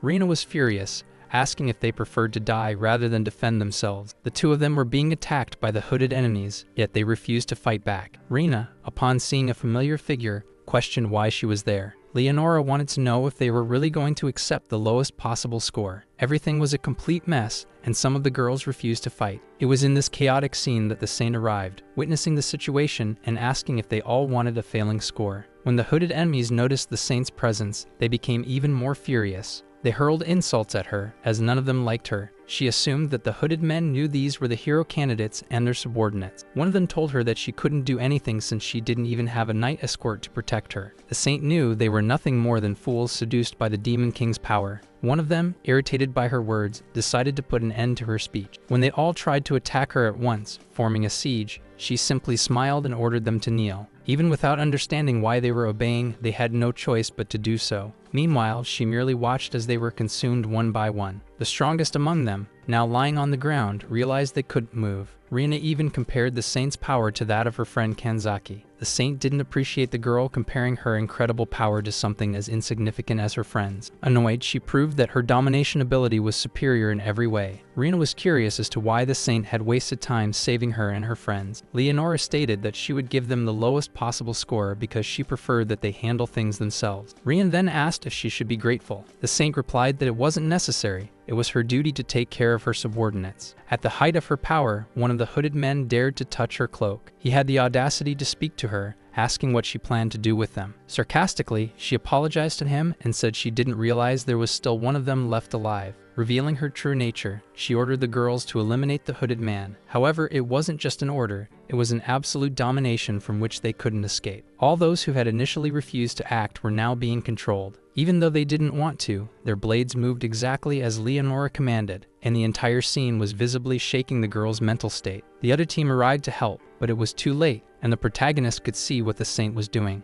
Kenzaki also realized that Leonora's power was far stronger than hers, as she was able to control multiple people at once. The protagonist understood that she was dangerous and that they would need a countermeasure to deal with Leonora. 12 hours after the attack by the Demon King's followers, Midu had gathered his classmates. The protagonist looked in Rina's direction to see if she was okay. Meanwhile, another classmate also approached her, asking how everyone was doing. Rina, visibly shaken, said that their condition was depressing. Everyone was in deep shock. After hearing her friend's response, Mirai Hashimoto was left speechless. Narumi made it clear that he would not let the saint go unpunished after everything she had done. He recalled that Rina had also been controlled and asked how she was feeling. Rina said she was fine, just a little uneasy, but for the other girls it was much harder. Midu blamed himself for not arriving in time. Two young people whom Midu had saved asked him not to blame himself, as they were very grateful. Kenzaki also regretted not arriving sooner. However, the protagonist knew that it didn't matter. None of them were strong enough to resist Leonora. He thought about how earlier they had to split into two groups after repelling the attacks with Midu. Because of this, both Midu and his group had managed to save some students, but they hadn't been able to arrive in time. He also believed that this would not be the last time they would encounter the Demon King's cult. It might take some time, given that they had defeated the general. After thinking about all these things, the protagonist called his companion Kanzaki. He asked if she could accompany him for a moment. She agreed and began walking to catch up with him. Kenzaki seemed quite uneasy and asked the protagonist what he was planning to do. He replied that he would find a way to deal with Leonora's domination magic. Upon hearing that he wanted someone with a power similar to the saints, Kenzaki agreed to help him. The protagonist then asked his companion to dominate him first. Already uncomfortable about being in the same room as him, Kenzaki panicked upon hearing this. The next day, the kingdom held a grand parade to celebrate the summoning of the hero candidates. This demonstrated that, after the hero candidates had revealed their powers during the battle against the Demon King's cult, they had been welcomed with open arms by all the citizens of the royal capital. The parade included everyone's participation, and the most charismatic ones greeted people along the way. However, not everyone was entirely pleased with the event. Observing the scene, the protagonist thought that everything seemed suspicious and that this could be a scenario orchestrated by Leonora. If that were the case, she would be even more dangerous than he had imagined. Everyone had gathered outside the castle, where they remained for some time. Leonora attentively observed to ensure everyone was present, as she intended for them to return to Alpha City. The protagonist shared with Kanzaki the name of the city where they had been summoned, which seemed to be Leonora's territory. Midu asked if they would be returning with them. Leonora informed them that would not be the case, as Gaia would be responsible for taking care of them. Rina, smiling, commented that they couldn't return to their dormitories since they had been burned down. As she spoke and glanced to the side, she noticed that her friends were visibly uncomfortable. Renan called out to Naomi, asking if she was okay. The blonde-haired girl, trembling, apologized and said she was fine. Leonora, observing the young girl, asked if something was bothering her. Realizing that the saint was referring to her, Naomi panicked and stumbled. She noticed that her friend was so agitated that she had lost control of her own body. Concerned, she asked her friend if she was okay. Leonora, watching the scene, stated that if everything was settled, she would be leaving. For a moment, Rina wanted to confront the saint. However, Leonora had already turned her back, preparing to leave. Naomi pleaded with Rina not to do anything, insisting that she was fine. Satisfied with the situation, Leonora walked away. Midu was upset about what had happened. The protagonist also disliked seeing the look of satisfaction on Leonora's face. Arashi Shunsuke, for the first time, managed to restrain his urge to confront Leonora. With everything ready, Gaia announced that they would all depart immediately. After a long journey, night had fallen, and they stopped somewhere to set up camp. Arashi Shunsuke and his allies went into the forest. The protagonist realized that things were progressing. At this rate, Arashi would soon put his plan into action. Kenzaki asked the protagonist if he really thought they would go through with the plan. He replied that Leonora wasn't there and that there were only about 30 weak soldiers.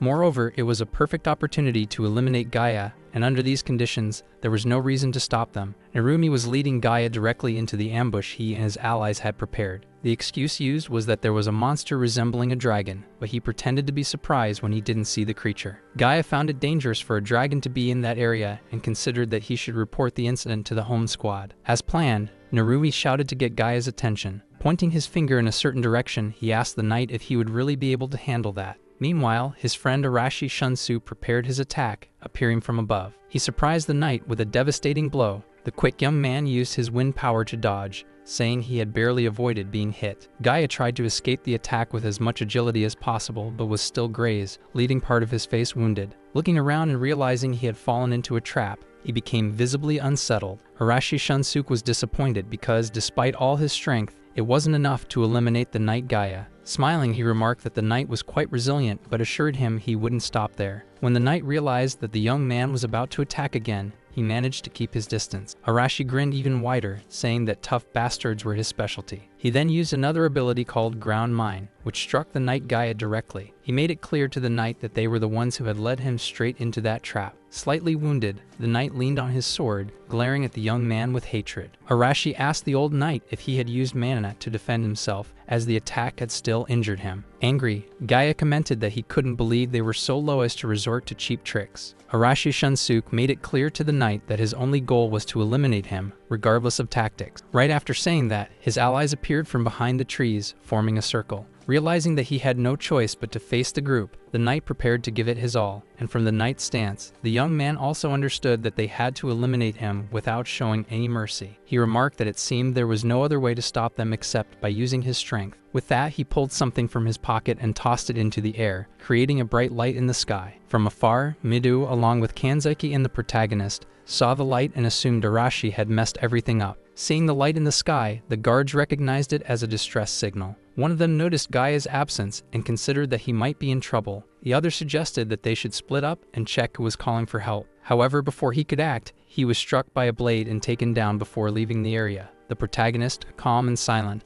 wandered through the night, handling unfinished business. The group of guards, noticing the young man who had just attacked one of them with his blade, tried to resist but failed. The protagonist warned them that it was nothing personal, but they had to be eliminated, and so he proceeded to take them down one by one. Some of them attempted to fight back, but the protagonist was more skilled, leaving no openings for counterattacks. He needed to keep the situation as calm as possible. After the intense light appeared in the sky, he had no choice but to resolve the problem. The guards kept advancing toward him, only to be defeated in equal measure. Despite their numbers, their greatest disadvantage was their lack of skill. They couldn't understand why a hero candidate was doing this. Approaching them, the protagonist stated that he didn't have time for their questions. Back at the scene where the hero candidates had cornered Gaia, several of them were trying to fight against the skilled knight. The hero candidates, using their latent powers like the wind spear, attempted to subdue the knight. Another, with the power to empower allies, enhanced his strength and attacked Gaia. Even in a situation where he was clearly at a disadvantage, Gaia was difficult to suppress. Many other hero candidates tried in vain. They were much slower compared to the skilled knight Gaia. Using their divine protections, reinforced by steel bodies, they charged at him with everything they had. Gaia dodged, cursing all those divine protections. Despite everything, the knight's biggest problem was still Arashi Shunsu,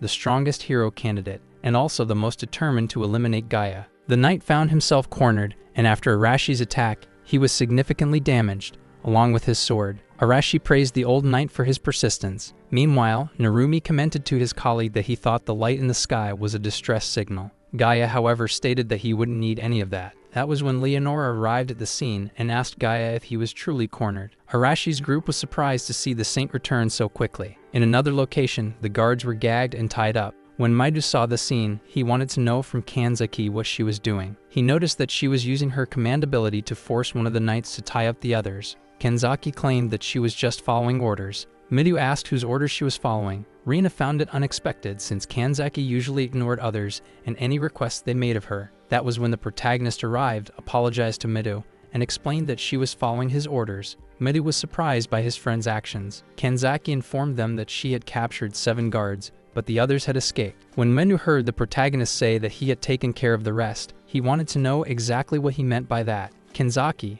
upon hearing that the protagonist had eliminated the others, assumed that he was simply being stopped as always. Midu asked why the protagonist would do such a thing. He responded that he did it because he was certain that Arashi was busy dealing with Gaia. Midu then understood why he hadn't found Arashi anywhere. Rina wanted to know if this was the rebellion plan that the protagonist had mentioned last time. With a serious tone, the protagonist asked what the point of the question was, considering that the tied-up men should be answer enough. Midu couldn't believe that the protagonist had joined Arashi Shunsuke, as he thought they were allies. The protagonist made it clear that he was simply doing what he believed was right. His perspective was different. He believed Midu shouldn't waste time with him and should go find Arashi instead. Knowing that the protagonist was right, Midu said that there was no more time for discussion. He called his group so they could stop him as quickly as possible. Leonora, observing the scene, realized that Gaia was at a disadvantage. She declared that it was a pitiful sight, even though the effects of time were unavoidable. Narumi turned to Arashi to ask what his next decision would be. Arashi Shunsuke, after everything that had happened,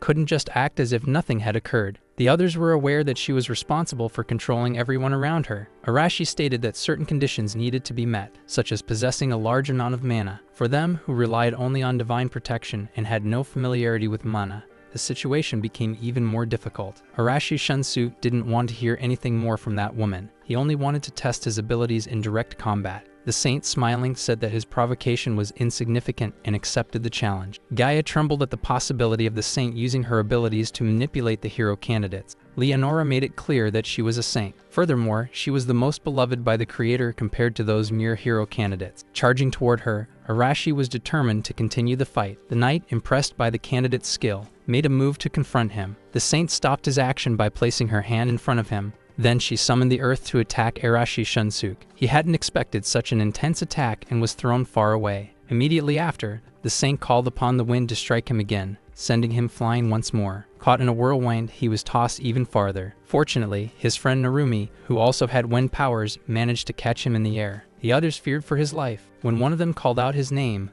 the merciless saint unleashed her flames upon him. Leonora then summoned water and hurled it at another opponent, submerging him. The one who was hit struggled to breathe, desperately trying to call for help. In the end, he collapsed on the ground, unable to recover his breath. From above, Narumi, still holding Arashi, watched what the saint had done. Smiling, she asked if they had given up yet. Observing the situation, she saw that they were still determined to continue. Highly agitated, Arashi Shunsuke declared that she had not won yet. A voice called for everyone to stop for a moment. It was Midu who had arrived and demanded that the fight cease immediately. He also addressed Arashi, questioning what the true purpose of all this was. From above, the young man challenged Midu to try stopping him on his own. Midu then turned to the others and asked if they really agreed with their companion's actions. Narumi apologized, but he admitted that he could no longer trust the saint or the knight Gaia. Midu understood what was happening. While Rina stated that she agreed with Narumi, Rian explained that if they were going to do this, it would be better if they all joined forces. Hashimoto found Rina's attitude strange since she had always been peaceful. Midu was sweating,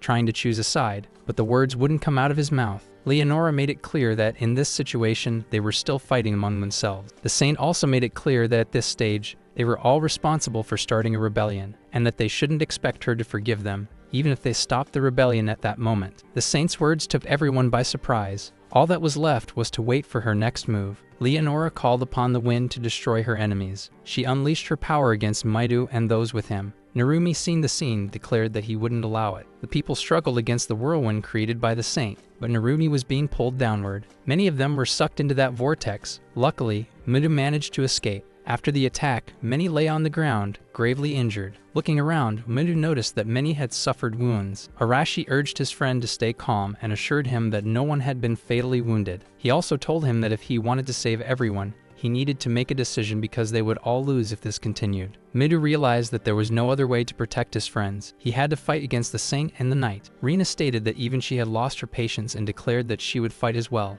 Hashimoto, who had always been gentle and peaceful, also had no choice but to join the battle. With everyone deciding which side they would fight on, the battlefield was now divided. Leonora declared that she would demonstrate the difference in power. Kenzaki, who had grown accustomed to hiding behind trees, asked the protagonist what they should do. He replied that once the saint used her magic to enslave everyone, they would join the fight. Until then, they had to trust in the others. With the battlefield divided, Leonora positioned herself in front of the knight Gaia. He mentioned that he might be weakened but requested permission to handle the front lines. Leonora agreed, but before that, she healed his wounds, ensuring he was ready for battle. Raising her hand toward the knight, she restored his vitality. Even the arm he had lost in a previous attack by Araki was regenerated. Now fully recovered, Gaia displayed his determination to face the battle. On the other side of the battlefield, Maito Shuji and his allies prepared to confront Gaia. Narumi understood that although they had managed to corner him before, the situation was now different. Rina warned that with their increased numbers, they were stronger and had a better chance of victory. Leonora informed Midu that he could attack at any time, considering this battle a test. She stated that if he couldn't defeat her,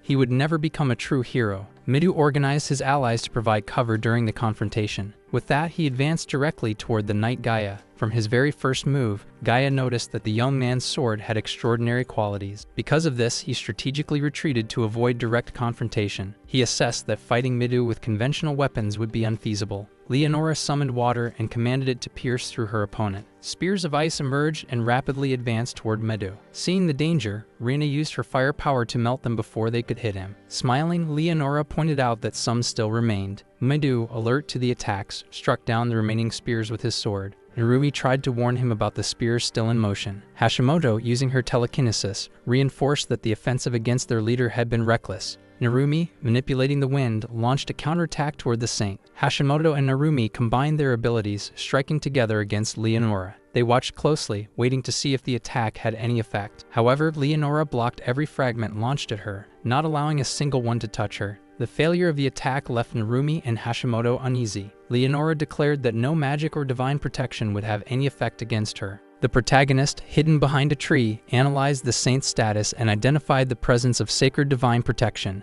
Assessing the details, he confirmed that this protection was at the 5th stage. Furthermore, he noticed that her defense was slightly reduced, but still not a major weakness. He reasoned that a direct physical attack could be effective, but Gaia remained in the way. Meanwhile, Arashi launched a furious attack against Gaia, using his explosive kick. Gaia realized that his opponent was already showing signs of fatigue. Arashi emphasized that he wouldn't waste this opportunity. He instructed Midu to let him handle Gaia. Midu understood his friend's intent and prepared to face Leonora. However, if her divine protection continued to be effective against him, the battle would become even more difficult. Amidst the fight, someone threw an ordinary sword to Midu and suggested that he use it. Midu caught the weapon and thanked the ally who had sent it. The saint praised him, stating that he now had a keen eye and was finally entering a state of readiness for battle. Midu told her that he had been well trained for this moment and informed her that he intended to cut her down. His opponent advanced toward him while she began to unleash her radiant attacks. The two exchanged blows without her even moving a single finger. Rina commented to Narumi that since she couldn't use her divine protection, she wouldn't be able to assist Midu.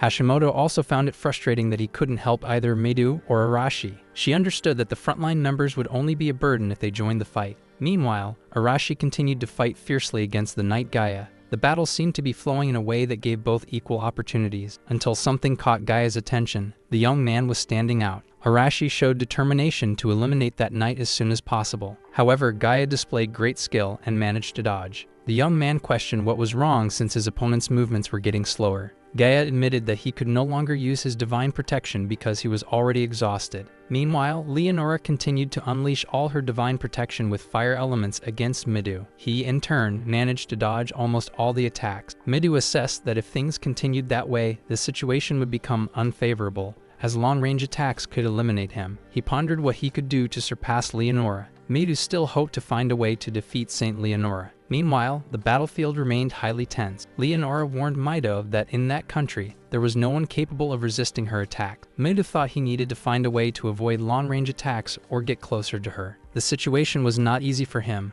Divine protection wasn't working, and without it, Rina and the others couldn't help. He knew he needed to get closer to her faster than ever. As the saint observed him, she wondered what he was plotting. For that reason, she called upon the wind and launched a strong gust towards Midu to stop him. Even seeing Leonora directing the wind attack against him, Midu charged at her with full force. He was determined to end everything as quickly as possible, but he stopped when he saw her place her hands on the ground and call upon her power. Midu felt the ground beneath his feet shift. After that, she summoned fire and unleashed a massive flame upon him. Rina screamed for her friend, who had just been hit by a blast of fire. After attacking Midu, Leonora thought that he was storing power within himself to finally strike her. She believed his power was formidable, but so far she had been superior to him. Arashi continued to challenge the knight Gaia. He thought that he couldn't use his explosion and tried to find a way to defeat that old man. Gaia noticed that he was avoiding attacking and pointed it out, as it was written all over the young man's expression. Since the young man took too long to devise an attack plan, he ended up being struck. Severely wounded, Araki believed he couldn't be defeated so easily by that old bastard. Gaia thought he was nothing but an amateur. In the end, this was what happened when one couldn't use divine protection. Wounded,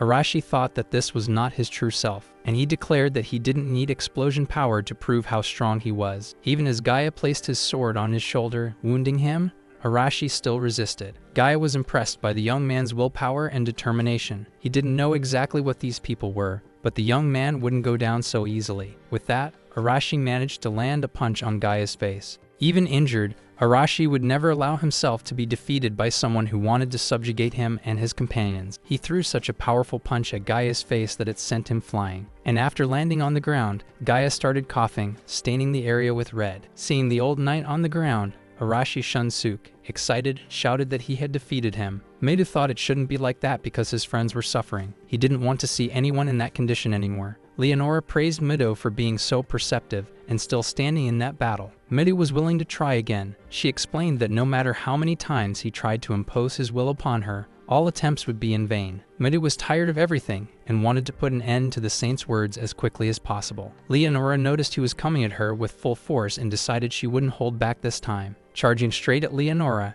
Meidu managed to lightly scratch her arm. The saint, looking at her arm, couldn't believe that young man had managed to scratch her, even if only superficially. She was upset because she had let her guard down a little, and then thought she shouldn't have done that. Closing her eyes, she decided she would eliminate Meidu for daring to wound her arm. Closing her eyes, she unleashed all her ice power against the young Meidu. Even so, he managed to escape just in time. She noticed that he was different. She realized that it wasn't simply because he had let his guard down, but rather a talent he possessed. She understood that since his power was on par with hers, it meant that he was also adored. He, in turn, made it clear that he only wanted power to protect everyone. Meidu gained a new earth-based power and could now fight against the saint. With that, he managed to get very close to her and place his blade against her neck. Even in that situation, she believed it was not enough for him to reach her power. With a single word, she made him fall face first to the ground, unable to move. Leonora, looking at the young ones pressed against the ground, said she had not intended to use such power, but he had given her no choice. It was the moment the protagonist had been waiting for. Seeing that the time had come, he called Kanzaki. While young Meidu was restrained on the ground, Leonora commented that she thought it wouldn't be necessary to use that power. Meidu, still on the ground and unable to move, couldn't believe what was happening. Rina, desperate, called out to him, not knowing how she could help.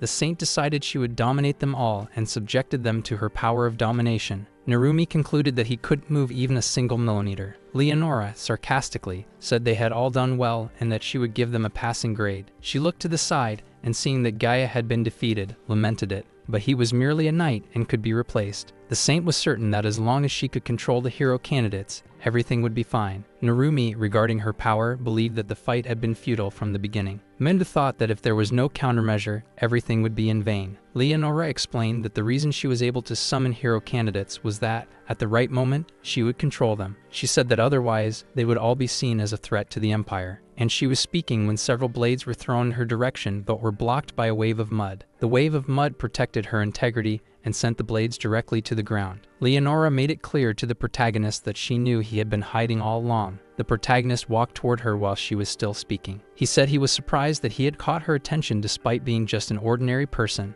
The saint commented that from the beginning, she had felt something strange coming from him, saying that his composure was incredible. She also told him that she was disappointed because she had never imagined he would take part in an unwinnable battle like that. The protagonist, confident, looked at the saint and said that whether it was an unwinnable battle or not, he would be the one to decide. She asked him to show her instead of just talking, and she subdued the protagonist as well with her power, telling him not to move. The protagonist, looking at the power surrounding his body, thought he was seeing something. The energy of enslavement was visible to him. The saint, satisfied, saw that the protagonist was finally understanding the energy she possessed. Leonora believed that as long as she used that submission magic, she would keep the protagonist still. However, he was merely pretending to be controlled and managed to wound her. Using his pistol, after noticing that he had only injured her shoulder, he said he had made a mistake. Leonora was unsure how he was still able to move freely despite being certain she controlled him. He shot at her again, Leonora wanted to know what kind of weapon that was, thinking it must be strong enough that she couldn't keep up with it. He explained that it was a weapon capable of eliminating multiple people in his world, but with limited bullets. She would need to remain calm since the domination magic was not working.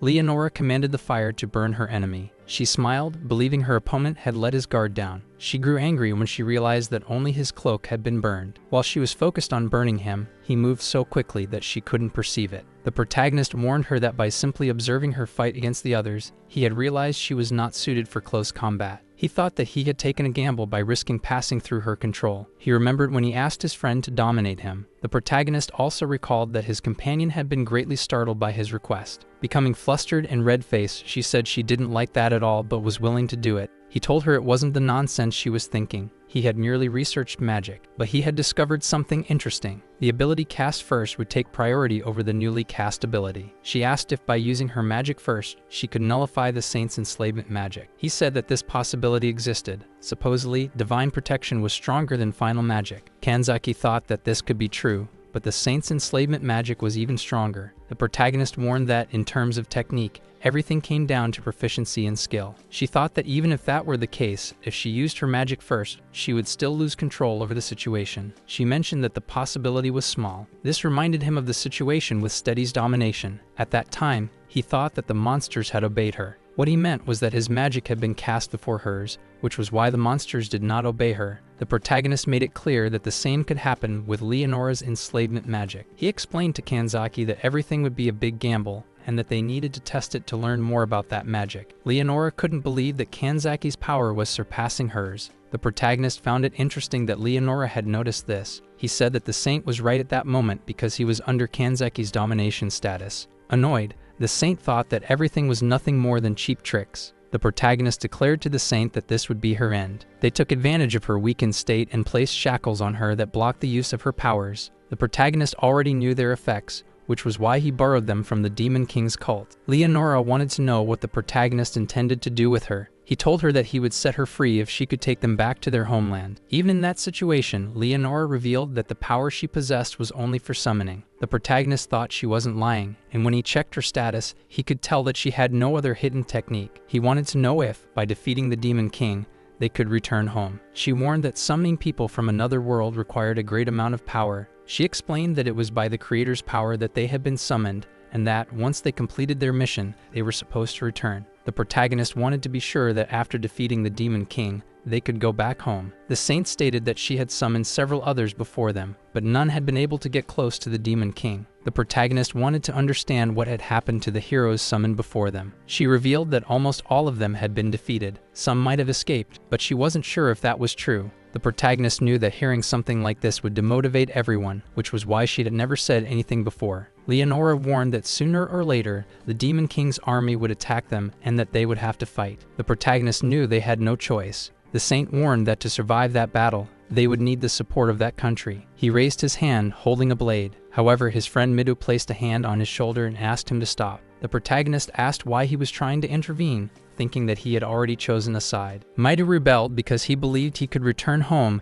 but wanted to maintain his status as a hero candidate. He was reminded that they had already started a rebellion, in case he had forgotten. Kanzaki agreed with Midu. Leonora suggested that they could pretend that nothing had happened. The protagonist thought the proposal was reasonable, but knew that if they let her escape, they wouldn't have another chance. He knew that all the saint needed to do was eliminate Kanzaki, and she would certainly do that as soon as she was freed. Midu carried the guilt of having eliminated a saint on his shoulders. He believed that if they talked to her, she might change. Hashimoto agreed with Midu. After all, not everyone was a fighter, and hunting down criminals would be difficult. Rina also agreed and thought they should find a way to make her keep her promise. Narumi sided with the protagonist, believing that after everything, they should eliminate her. Midu agreed with the others, but knew that if they eliminated the saint at that moment, they would all be trapped in a dead end. His concern was understandable because, to him, the safety of the entire class was more important. Shinju, on the other hand, knew that he could survive alone but needed to avoid making rash decisions. Thinking this way, he fired at the saint. She, in disbelief, couldn't believe what was happening. Midu was also stunned, unable to believe what had just occurred. Everyone who saw the saint's body falling to the ground was horrified. Midu shouted at the protagonist. However, the latter simply threw a smoke bomb in Midu's direction,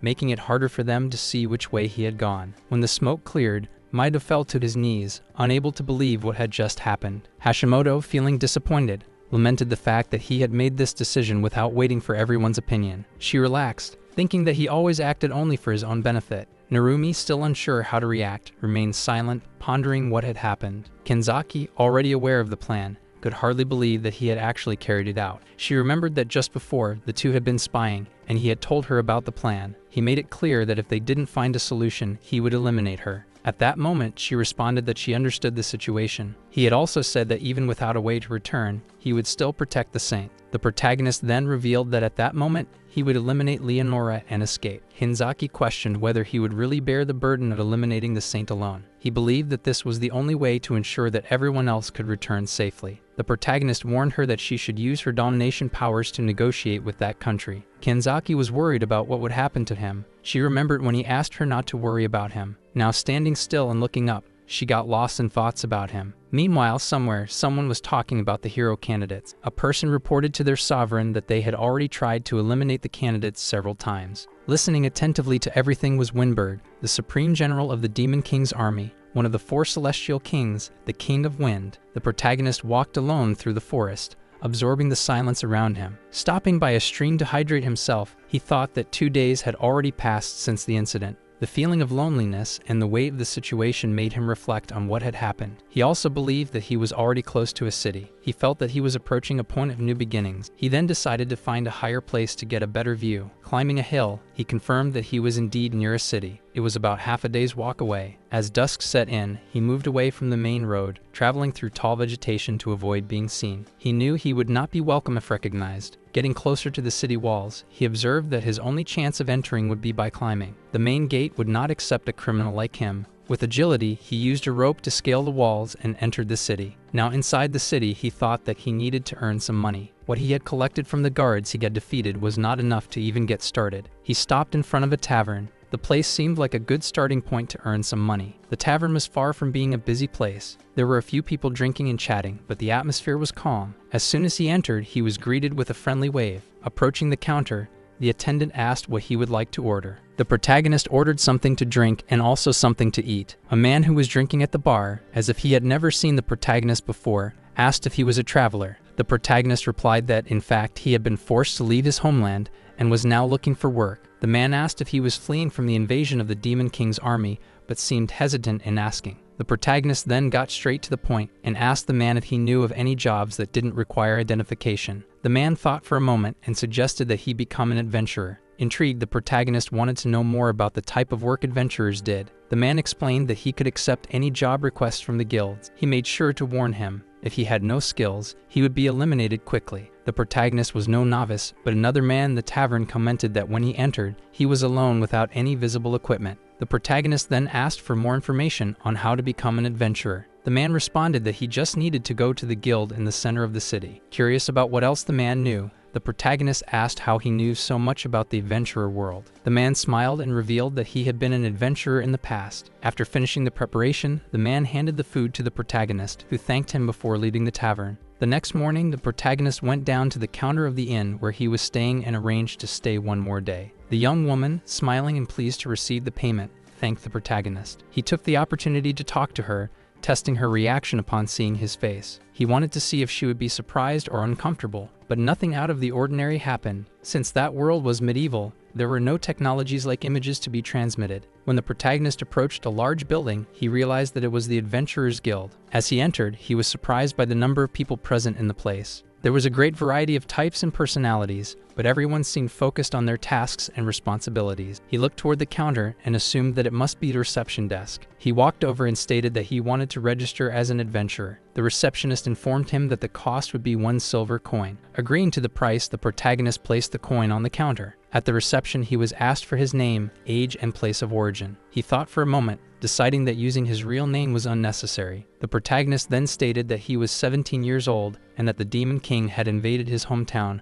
forcing him to flee. The young receptionist, understanding the situation, said she would register him with that information. He had no idea that the codename he used in his original world would be the same in this one. After stamping the registration, the receptionist informed him that everything was set. She then explained how the guild system worked. Adventurers were ranked from A to F based on their achievements. Since he was new to this world, he was registered at rank F, the lowest. She also informed him that all available missions were posted on the notice board. The The protagonist looked at the rank F mission board and noticed that one of the tasks involved gathering medicinal herbs. He wasn't exactly sure what kobolds were, but he believed he could handle them. He then decided to accept the mission to subdue the kobolds. As he examined the notice board, two men approached and caught his attention. They commented that they had never seen him around before. Additionally, they said that for a boy with no experience, that mission would be impossible. The protagonist simply looked at the two, curious about them. He thanked them for the warning and said he preferred to continue alone and in peace. The hunters, however, thought he was being arrogant, especially for a brat. From a distance, someone noticed that the hunters were once again trying to pick a fight with a newcomer. They believed that boy needed to be taught a lesson in some way. When the hunters attempted to attack, they were swiftly overpowered by the protagonist. He looked into their eyes, showing his absolute confidence. The adventurer who had started the fight was now begging to be released. He told his companions that it would be a good idea to teach those bullies a lesson. His comrades, accepting the proposal, charged at him, but the protagonist, quick and skilled, dodged their attacks with ease. When the confrontation ended, the hunters were all on the ground, defeated. The others watched as he walked away unconcerned, without looking back. The protagonist thought that this must be the average level of adventurers and concluded that they were weak. Outside the guild, he reflected on the mission and decided that he wanted to complete it as quickly as possible. He entered the forest and looked at the paper with the mission details. He needed to find and deal with some kobolds. That was when he noticed a footprint on the ground. Following it, he found several more and decided he should continue in that direction.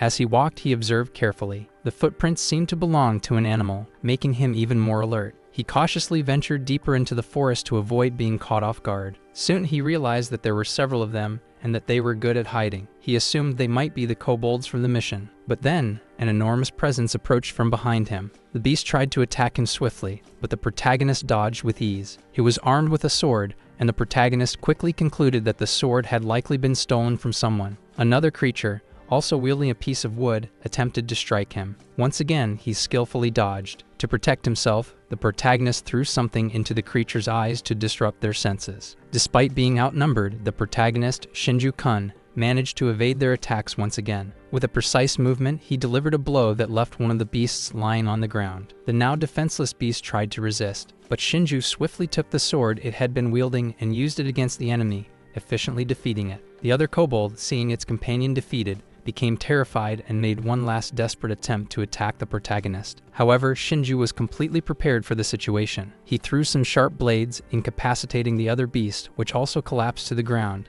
Now, with both kobolds subdued, he examined them to confirm that they were indeed the creatures from the mission. Those beasts, however, posed no real challenge for him, and he thought he could continue hunting more of them. Back at the guild, everyone watched Shinju, impressed by his feats. Some seemed to think his victories were incredible, further boosting his reputation. To prove how many kobolds he had defeated, Shinju placed the beast's ears on the counter, as required by the guild. The suspicious attendant asked if he had hunted all of that by himself. He replied in a relaxed tone that hunting the beasts was easy, but the difficult part was the time he spent finding them. Although his combat skills were good, he admitted that he still needed to improve in exploration and tracking. Hearing this, some people around began to speculate about Shinju's true level. They wondered if he might be more qualified than he appeared, perhaps even a rank C adventurer. However, the attendant quickly discovered that he was just a novice. She then prepared to hand over the reward and asked him to wait a moment. Shinju was satisfied with the amount he had earned, considering that with this reward, he could continue his search and even improve his network of information within the guild. While waiting, however, a tall man approached Shinju. The protagonist, suspicious, asked if he had any business with him. The man explained that he was a rank B adventurer and the person in charge of the guild's branch. Shinju, curious, waited for him to finish speaking. Then he asked if he was the same person who had caused trouble for the guys earlier, the hunters he had defeated. The protagonist pointed out that those guys were the ones who started everything. Very angry, the man told him to stop lying because he knew that he was the one who had done all of that. Shinju-kun even tried to explain himself, but the man refused to listen. He said that there was no need to dodge because he was going to teach him a lesson. Standing in front of the protagonist, the man raised his arm with the intention of striking him. Demonstrating his skills, Shinju-kun simply dodged. He did this every time the man tried to hit him. Seeing that he couldn't land a punch, the man tried using his leg. He thought kicking would be easier. Even so, it didn't work. He lost his patience, and the protagonist decided to fight back. Seeing this, the man fell. After that, the protagonist told him that his movements were fast but not fast enough, and that his attacks were too wide, leaving openings. Getting up again, the man asked what he was saying, ready to cause trouble once more. Once again, he was easily stopped but couldn't believe what was happening. The protagonist simply immobilized him and put him on the ground again. He told him that it seemed like he wasn't used to fighting humans. The man was frustrated, calling him a bastard. He admitted that he was strong and didn't need to have messed with his people. After that, the protagonist and the adventurer Lyle went to the tavern, where everything was explained. The two ate and drank for a long time. Later, the adventurer looked to the side, saw his companions, and said that it was his fault for not doubting them sooner. Frustrated, he ordered them to apologize immediately. He demanded that they apologize to both him and the protagonist. The protagonist said that as long as the misunderstanding was cleared up, he didn't mind, especially because he had some questions. Lyle was willing to answer his questions if it was within his ability. Shinju-kun started by saying that, as they could see, he was a traveler. He explained that the reason he registered as an adventurer was to earn funds to continue his journey. The man said that he was ridiculously strong and didn't know under what circumstances he was fighting. The protagonist took another sip. He revealed that he was looking for a method to travel to another world. Those words left all the adventurers startled. They began questioning whether that was even possible. However, one of them mentioned that the hero candidates came from another world. He was talking specifically about the method to enter the homeworld of those hero candidates. The adventurer said that to achieve that,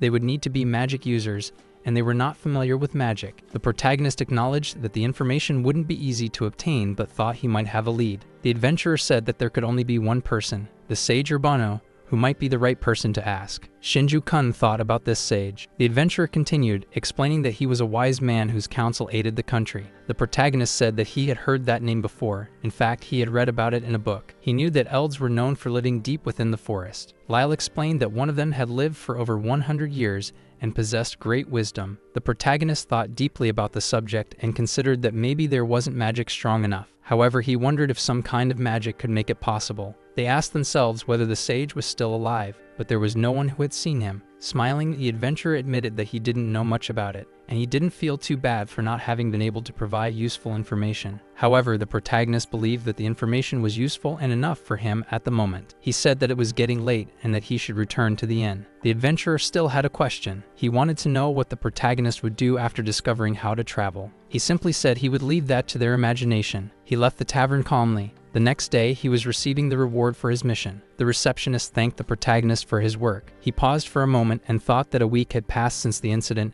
and that he had already gathered the money. Kyle appeared at the guild and asked if he had finished the mission, inviting him for some drinks. He apologized and said he would have something another day. The guys understood and said their goodbyes. Walking through the streets with a map in hand, he was satisfied because he had managed to gather information about the sage. Knowing the sage's location, he had no more reason to stay in that city. He was going to find the sage. In the city of Sacred Time Alpha, a meeting was taking place. It had already been a month since the incident with the saint. The one responsible for observing the hero candidates in place of the saint was Captain Henrik. Midu, during the meeting with that captain, thought he was doing a good job. The captain made it clear that the hero candidates were valuable assets to the country. Hashimoto, despite appearing confident in the captain, knew that something about him was suspicious. The hero candidates were informed that they would be mobilized. Midu wanted to know if this meant they were being sent to the front lines. The captain, without hesitation, said that was exactly the case. Showing the map to Midu, he explained that several battles were already taking place on the western border. Midu understood his role in the battle but wanted to know about the promises and whether they would be fulfilled. Henrik said he would protect those who were not suited for battle. Midu was very pleased to hear that the promises would be kept. The authority figure mentioned that there would be some tasks assigned to those who could not fight.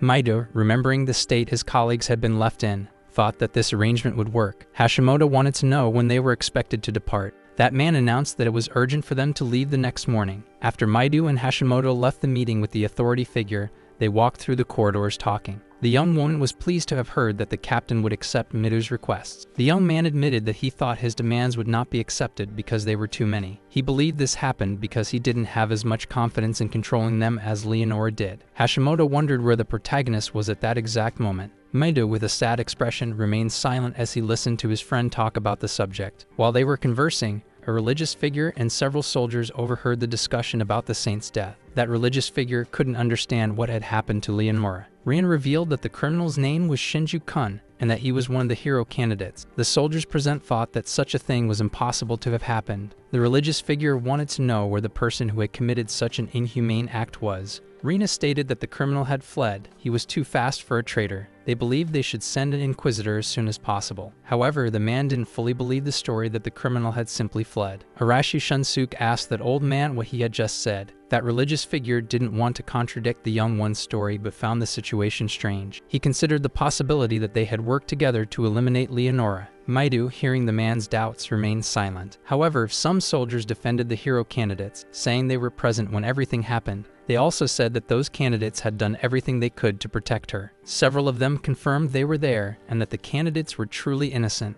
The religious figure, however, found this version of the story new, but if they were saying so, he would certainly believe them. He wondered if the man in question was as strong as he seemed. Midu explained that he had been hiding his true powers until the day of the incident. The man wanted to have a more detailed conversation with that hero candidate in his quarters. The young Kanzaki was pleased to see that her influence was working. The young talent, following the religious figure, thought that for now, they had overcome the situation. The girl said it made no sense to worry about the traitor. Maidu, being kind yet concerned, agreed. They approached the other candidates, and it was revealed that they would be mobilized. Each of them received the news differently. Rena warned that it was too late for anyone to feel afraid. Not all hero candidates were good fighters. The question was whether only they would go to the front lines. Maidu revealed that, along with them, the 8th Night Corps and Captain Henrich would also go. Kanzaki wanted to know about the information regarding Shinju-kun. She learned that a bounty had been placed on his head with a large reward. Sad, she simply understood what was happening. Midu grew concerned when he saw that Kanzaki was distant from everyone. If it depended on Henrik or the protagonist, he would be severely punished. The young woman by the window wished she had gone with the protagonist. The hero candidates were heading to the front lines. Some complained of exhaustion, wanting to take a break. Hashimoto set boundaries, saying they had already stopped for lunch. Some were visibly tired, and the journey was becoming monotonous. Until Arashi raised his hand, asking everyone to stop for a moment. It seemed like there were magical beasts behind some bushes. A knight coming from behind asked why everyone had suddenly stopped. Midu explained that he had sensed the presence of magical beasts nearby. However, some of them couldn't see or sense any presence. Arashi Shunsuke didn't like it when he realized he was being treated as a pawn again. He decided to speak directly with that knight. He wanted to resolve the situation and clarify things. Arashi, being misunderstood, was interrupted by others who asked him to stop his behavior. His doubt was why he had to obey someone else's orders. He was startled by a noise coming from the bushes. The knight in question was also startled and fell to the ground. Surrounding them were several beasts ready to duel. The knights identified the beasts as sharp rabbits. The rabbits charged at the troop, getting closer and closer. They were skilled fighters and wanted to duel with the knights. The knights were having some difficulty dealing with the rabbits. The hero candidates were present and could handle the situation. Arashi was dominating the combat rabbits with ease. With his peculiar style, he demonstrated that he had the situation under control. Now the knights felt grateful to have the heroes nearby. Meanwhile, Arashi continued handling the opponents in his own way. His flame power was extremely useful in moments like that. His companions noticed that his powers were growing stronger and stronger, and he walked victoriously after defeating all the rabbits. Even with the praise for Arashi, his power was still not enough, because he remembered the day he failed to handle the saint and the knight. The one who saved them all was the fugitive hero candidate. Arashi had a bad feeling about the protagonist from the very first moment he saw him. He remembered the day he was confronted by him, and how his arm had been gripped with just one hand. Remembering that, he realized how strong Shinju-kun was. With the explosion powers he had received, he thought he was the strongest of them all. Meidu noticed the difference in his companion and asked what was going on. Having nothing to say, he replied that it was nothing. Then he said that he didn't like taking orders from just anyone. The guards on the Great Wall noticed the arrival of the hero candidates. They were welcomed enthusiastically by Captain Amelia. She introduced herself as the captain of the Knights of the Western Border. Captain Henrich asked about the watchdog. It was said that he had died a week ago. While everyone was gathered, a loud noise drew a lot of attention. The sound came from the Demon King's army approaching them. With all the commotion, there would be no time to rest. Midu understood and asked everyone to prepare for battle. Arashi didn't mind facing a few more enemies. The soldiers rang the bell, announcing that the Demon King's army was on its way. It could already be seen from afar. Countless beasts were ready to invade the border walls. Looking down from the wall, they were shocked by the number of beasts. Captain Henrich's order was to reduce their numbers. The front line, armed with bows and arrows, would try to thin out the enemies. Other mages would cast fire magic to ignite the arrows. With the arrows infused with magic, the beasts were easily neutralized. The leader of the beasts ordered them to eliminate the humans. Many reported that they were not retreating even after being hit. At the border, everyone knew about the beasts' resistance and resilience. Midu wanted to know what he should do. Captain Amelia instructed them to follow Henrich's command. Several people had already descended to fight the beasts of the Demon King's army. Mido pondered over the situation. The candidates were observing from the top of the wall. The battle between humans and beasts was intense. The leader of the beasts didn't understand what was happening. Araki, with his power surpassing the others, subdued the beasts. He and his group were successfully managing the battle. The leaders of the demonic army were taking charge of the situation. Araki didn't care whether his opponents were demons. He continued handling them in his explosive way. The strength of the army was overwhelming and managed to breach the walls. The demonic beasts advanced on their opponents. The soldiers didn't even stand a chance against them. That's why it was crucial for the hero candidates to defend the knights. Menu was one of those hero candidates protecting everyone. Quickly, he became the target of the most powerful beasts. Realizing he needed to fight more fiercely, he requested his sword to extend. Now he could reach a greater number of beasts. His long-range combat would become easier to handle. Through that battle, the candidate noticed that his powers were evolving.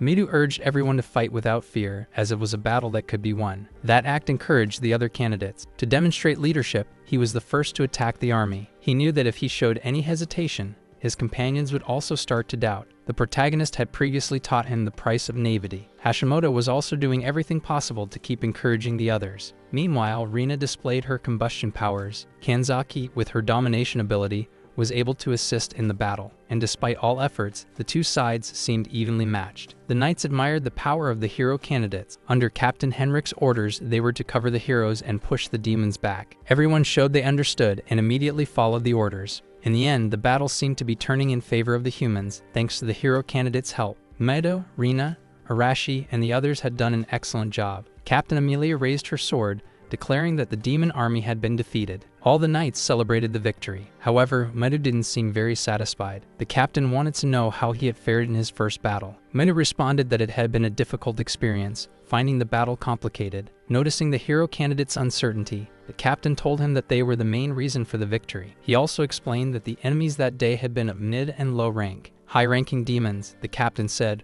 were of a completely different caliber. Maedo reflected on this. Meanwhile, at the Demon King's tower, everyone was heading toward the camps. One of the remaining soldiers presented the report and apologized for failing to carry out the orders. This news made the Celestial King of Stone Gaia extremely furious. The protagonist was traveling through the great forest of Enchote, reflecting on his journey. He thought that his search for the sage should soon come to an end. As he walked, something strange made him stop. He felt as if he was being attacked. Observing more closely, he noticed quick tongues and soon realized they were baboons. Using his power, the protagonist assessed the creatures. Their stats were average, and he placed his backpack on the ground, ready to fight. The baboons, in turn, were just as prepared for combat. The protagonist dodged swiftly, but the baboons were also fast, managing to get close to him. When he noticed a baboon was too close, he dodged backward. 3 large baboons attacked at the same time, but he managed to block their strikes and counterattack when necessary. When one of the baboons was hit and roared in anger, the others showed no intention of retreating. Shinju-kun found the creatures too slow, and eliminating those threats was not difficult. After subduing the leader,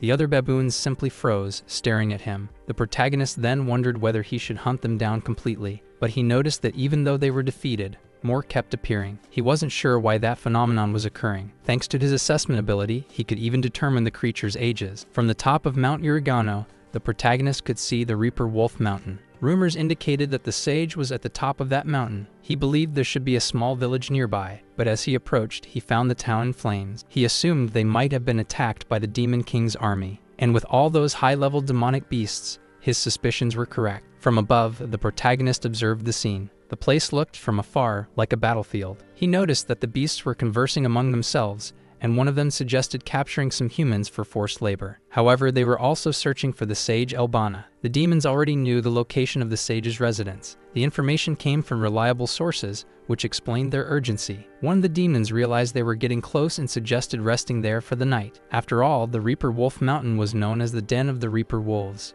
They knew that domination magic would be useless against high-intelligence magical beasts like the wolves. While discussing, they talked about the 4 celestial kings and how, despite the difficulty, they had even managed to subdue a dragon. For the demons, that task would not be easy, as they were weak in magic. The only choice left was to defeat the untamed magical beasts. The protagonist carefully observed the organization of the demonic army, and quickly noticed the presence of a high-class demon named Hector. He decided to use his appraisal power on the demon to gather more information. After activating the skill, the protagonist confirmed that Hector was one of the few high-class demons in that army. But to his surprise, Hector quickly realized he was being watched. The demonic leader had extremely sharp senses. At that moment, the protagonist, to avoid being discovered, quickly withdrew, ensuring he wasn't seen by the demons. Hector, using his leadership skills, ordered the area to be searched. The lower demons began shouting and searching for any signs of humans. They rushed out, acting with urgency. Although aware of the growing tension, the protagonist remained calm. He didn't want to be captured, so he simply moved away from the area using his stealth ability. As he distanced himself,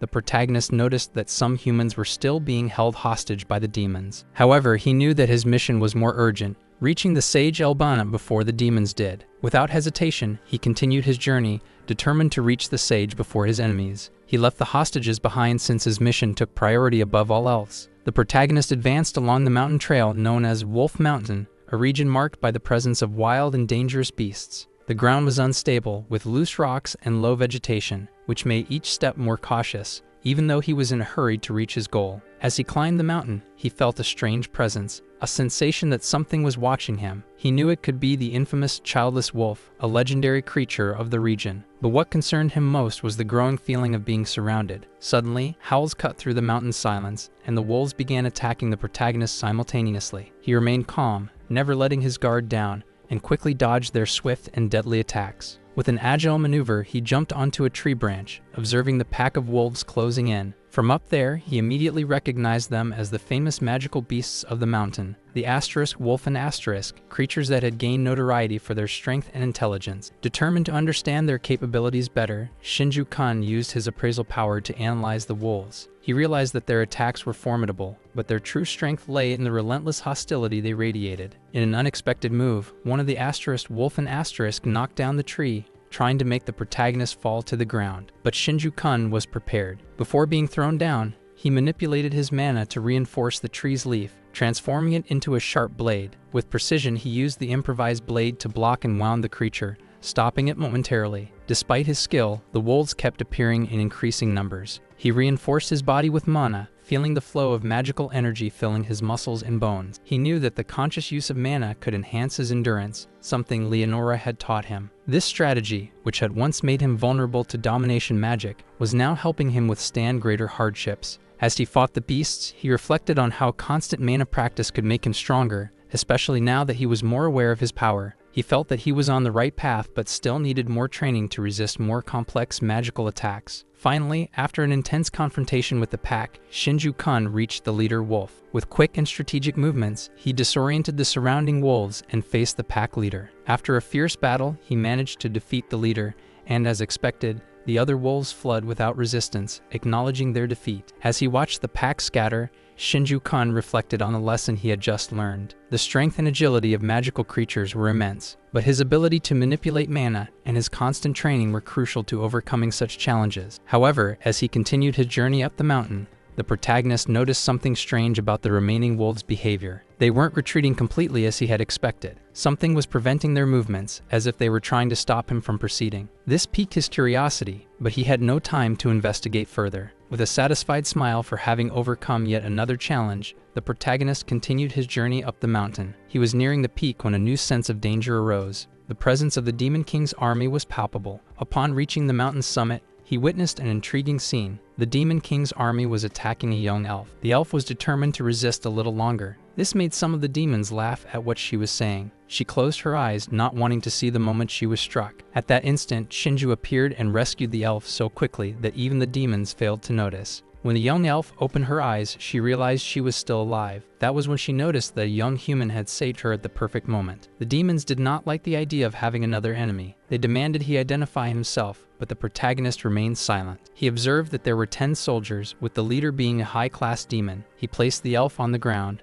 and she asked why he had helped her. The protagonist, in turn, wanted to know if she was a disciple of the sage Elbana. The young elf confirmed that she was his disciple. The protagonist explained that this was the reason he had helped her, as he had business with the sage. After using his appraisal ability on the girl, he realized she was a half-elf. The high-class demon Hector said it didn't matter who he was, he would be treated as an enemy. Hector then ordered the elimination of both of them. The protagonist's plan was to save the elf and make the sage owe him a favor. But to achieve that, he would have to defeat a high-class demon. Using his new ability, motion prediction, he was able to anticipate where the attacks would come from. The protagonist's movements were so impressive that the demons began to suspect he was more than just a mere human. They wanted to know who he really was. The protagonist relied on his foresight ability to engage in close combat. The demons began using a pentagram as a shield and launched magical bullets. Shinju observed and assumed it was some kind of demonic magic. The elf then used her magic, asking the spirit of the wind to blast the enemies away. The strong gust began diverting the magical bullets that were heading toward the two of them. Curious, the protagonist asked the elf if that was a spell. Excited, the elf replied that it was. Hector, realizing they were not advancing at the desired pace, decided to enter the battle himself. The protagonist understood that the big boss was finally going to fight. He asked the elf to prevent the other soldiers from interfering in their battle. Looking at the demon leader, the protagonist prepared to face him alone. The young elf commented that she would do whatever was necessary to help him. Placing her backpack on the ground, she said she trusted the sage's disciple. With that, she launched herself into battle. Determined, the elf shouted her name at the demons, making it clear that she had already introduced herself. Meanwhile, Shinju faced the leader of the demon battalion. He noticed something interesting about the demon.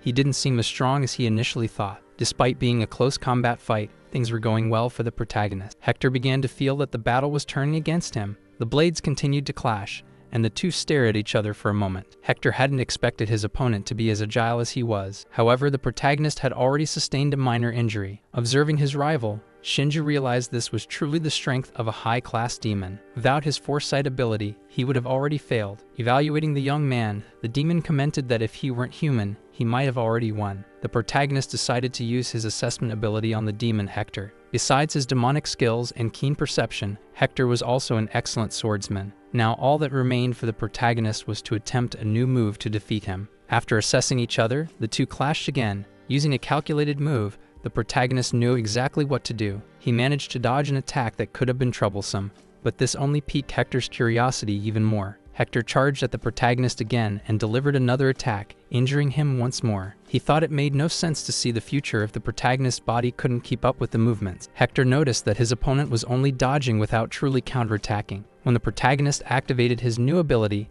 and used it against Hector, he realized that the demon's agility was comparable to the speed of magical bullets. Even so, the protagonist managed to wound Hector. Hector couldn't understand what kind of device could be faster than a high-class demon. The protagonist had enraged Hector, who charged at him again. Even so, Shinju fired his ability once more. Although the ability was fast, it failed to hit Hector, who easily dodged. The protagonist stored the equipment for later use as he was out of ammunition. Now he only had one last ability left, creating blades as strategic points. Each of the protagonist's movements inflicted damage on the demon Hector. Cleverly, Shinju unleashed another ability on Hector, who was surprised by what was happening. Meanwhile, the device fell near the demon Hector. When it finally touched the ground, a large explosion occurred, startling the other demons. They feared for their captain's life, but they could do nothing as they were under the elf Maya's aim. Observing the human, Maya noticed that he possessed an impressive ability. She realized he was holding his own against a high-class demon despite being just a human. The protagonist in turn thought that his abilities were already depleted. He knew he couldn't defeat Hector with just the strength he had left. Hector was frustrated because the human was using strange devices in combat. He roared in anger, determined to end the battle once and for all. He quickly dashed past the protagonist, who knew he had to use one more ability. He needed to assess Hector's movements again. He was satisfied when he successfully detected Hector's weak points. The weak spot was in the neck region, and that was all he needed to know. With this information, he launched his attack,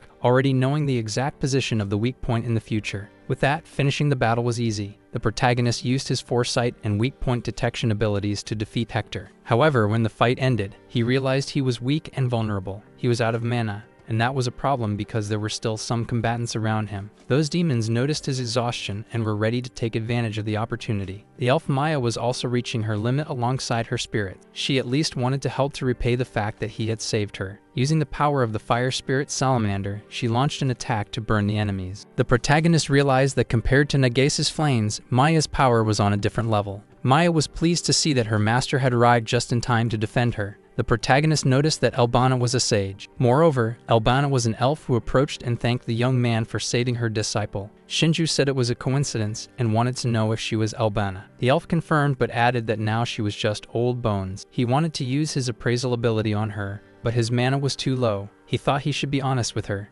Albana wanted to know if he had any business with her. He answered affirmatively. She already suspected it, knowing that no one would come to such a place without a purpose. Maya wanted to know from her master why they didn't just go home. Albana thought Maya had a point and invited the young human to come with them. He thanked her for the invitation and felt the situation was in his favor. Now he was certain that taking the risk to save that disciple had been worth it. Upon arriving at their home, Maya was exhausted and wanted to take a bath. The protagonist, curious, asked why the sage lived in such a remote place. She explained that there were several reasons, the main one being her desire to return to nature. Observing the place, he noted that it was not an easy location to visit. She mentioned that a few people with abilities like his had managed to reach that place, were settled in. That was when he revealed that he was one of the hero candidates. Albana had heard rumors about it, but didn't know that the summoning had already taken place. When she mentioned the third generation, the protagonist became curious. He had vaguely heard something about it from Leonora. Albana believed that the ritual should not be performed again. She also mentioned that Saint Leonora planned to break the taboo and summon the third generation. Shinju commented that if it depended on Leonora,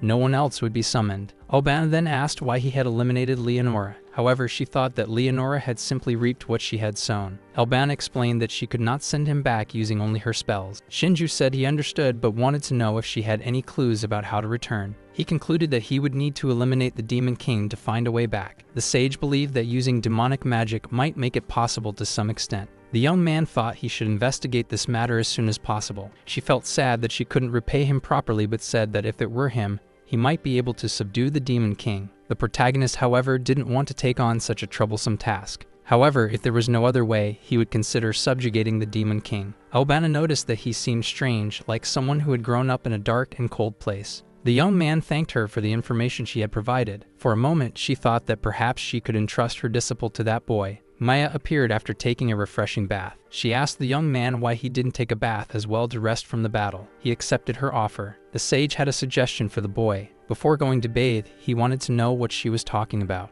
Albana asked if he wanted to take her disciple on his journey. Maya, startled, wanted to know if she was talking about her. The sage replied that yes, she was the only disciple she had. The young elf simply listened to her master speak. Shinju immediately refused, saying he didn't need a grumpy girl. The protagonist and the elf were traveling through the eastern region of the Demon Kingdom. The elf observed the scenery while he commented that the weather was nice. She thought the climate should be harsher in that kingdom of Veldora. Shinju knew that things had changed after the Demon King's invasion. Maya explained that the city had fallen, becoming the front line of the Demon King's army. By their calculations, it would take 2 days of walking. As they walked, the protagonist wanted to know what had happened to the people who lived in the city. Maya explained that half had been sacrificed while the other half had been enslaved. He understood when she said that some had managed to escape to the other side of the mountain. The protagonist, seeing that Maya had extensive knowledge about what had happened, was satisfied to have her on his journey. He recalled the moment when he had said he wouldn't take her along. Maya, irritated, was deeply upset by his previous refusal. The sage, in turn,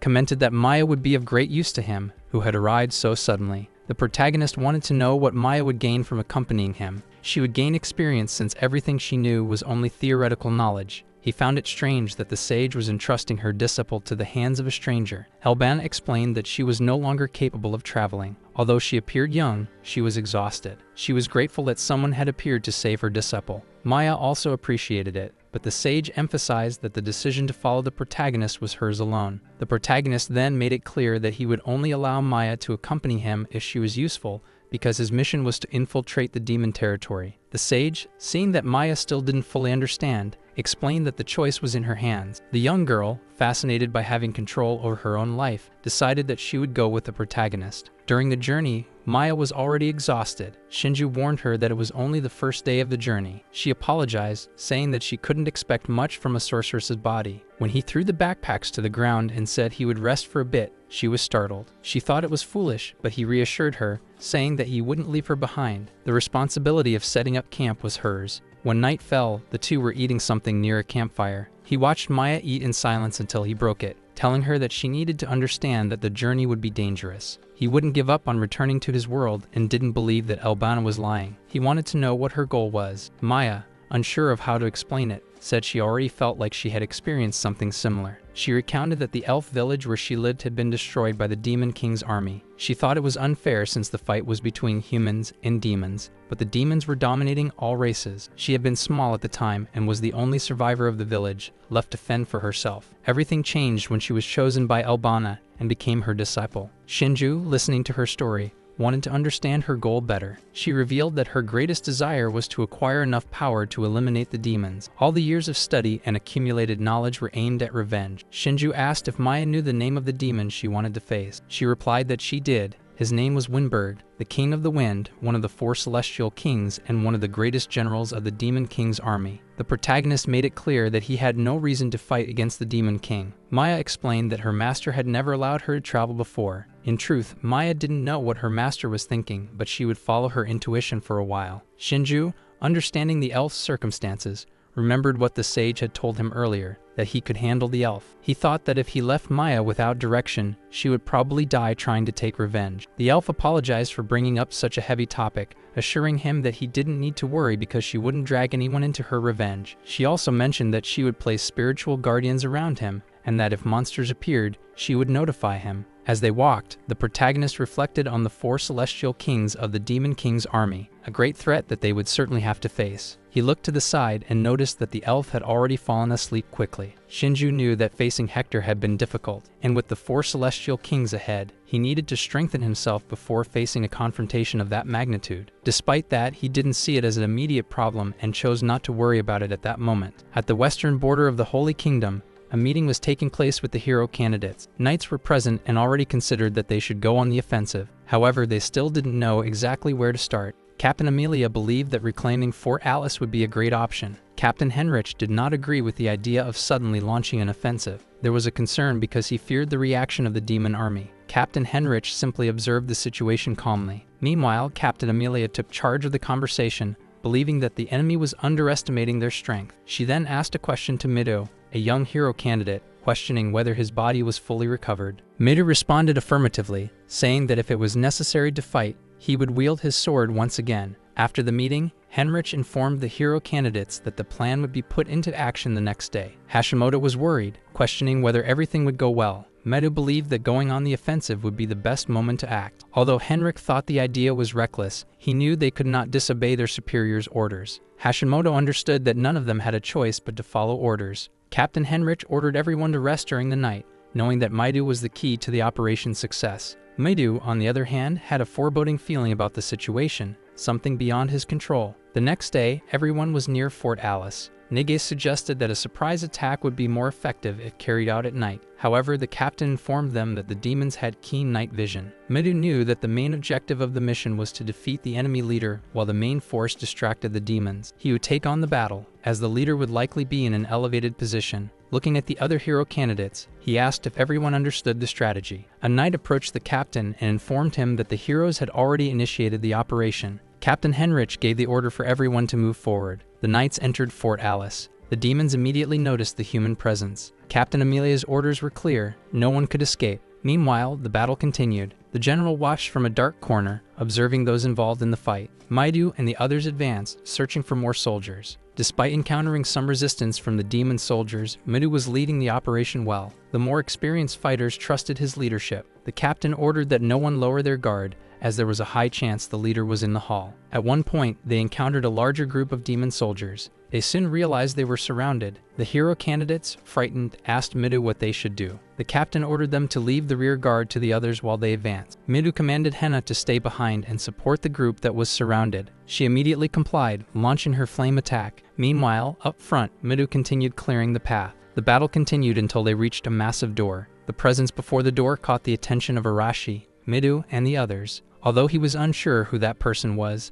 Maidu knew they were extremely powerful. The demon leader stood before them, and everyone could feel his malevolent presence. Some hero candidates, frightened, wanted to know who that person was. Arashi asked if he was the leader. That person confirmed, stating that his name was Stone Daya, one of the 4 celestial kings of the Demon King's army. Hashimoto, noticing Kanzeki was shaken, commented that it was just a title. Midu thought that the pressure emanating from that being was unlike any enemy he had ever faced. That leader seemed interested in assessing the strength of the hero candidates. Midu had the impression that this being was there to test their limits and told everyone to prepare. He kept repeating to himself that he must not be afraid, knowing that if he were defeated, everything would have been in vain. With that, everyone engaged in battle against the leader. At one point, the demon army's chief placed his hands on the ground. Chanting invocations, he formed pentagrams of flames. The heroes watched with curiosity and caution, unsure of what to expect. Moments later, in the spot where the chief had placed his shield, the mud began to take shape, transforming into a golem soldier. The heroes, upon witnessing the scene, could hardly believe their eyes. Midu warned everyone to be extremely careful with that soldier. The hero candidates used their powers to try to contain the golems. Arashi was also fighting with all his strength. He didn't hold back with his explosive attacks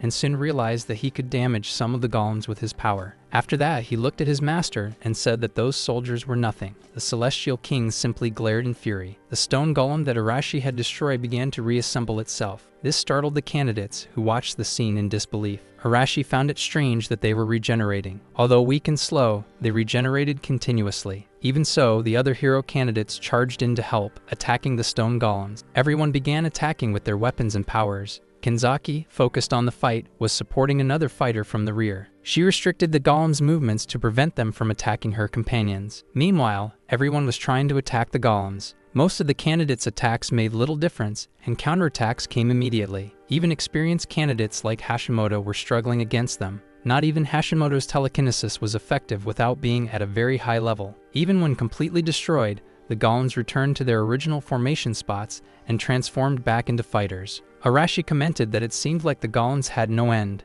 Narumi said he had seen a similar situation in manga before. He called Arashi and Midu's attention. Narumi also suggested that the best way to end the situation was to defeat the summoner, so he asked the others to take care of the golems while he and Midu focused on the summoner. Midu and Arashi were willing to face the Celestial King while the others handled the golems. The Celestial King believed they were underestimating his presence. Once again, he placed his hands on the ground and revealed another symbol. Several rocks began emerging from the pentagrams. These rocks seemed to be targeting Midu. He struggled a bit but managed to cut the rocks with his sword. Even so, he did not give up, though at one point he could hardly believe what he was seeing. The rocks seemed endless, and at a certain moment, several of them launched toward him. The others watched, worried for Midu's life, but this time he managed to escape the rocks. Despite being in danger, that maneuver seemed to have been just a distraction by the Celestial King. Arashi took advantage of the opening while the Celestial King had his guard down and attacked. Arashi thanked Mido for the opportunity he had given him. The curious candidates asked if Arashi had managed to hit the king. However, that sovereign's abilities and defenses surpassed the laws of battle. When attacked,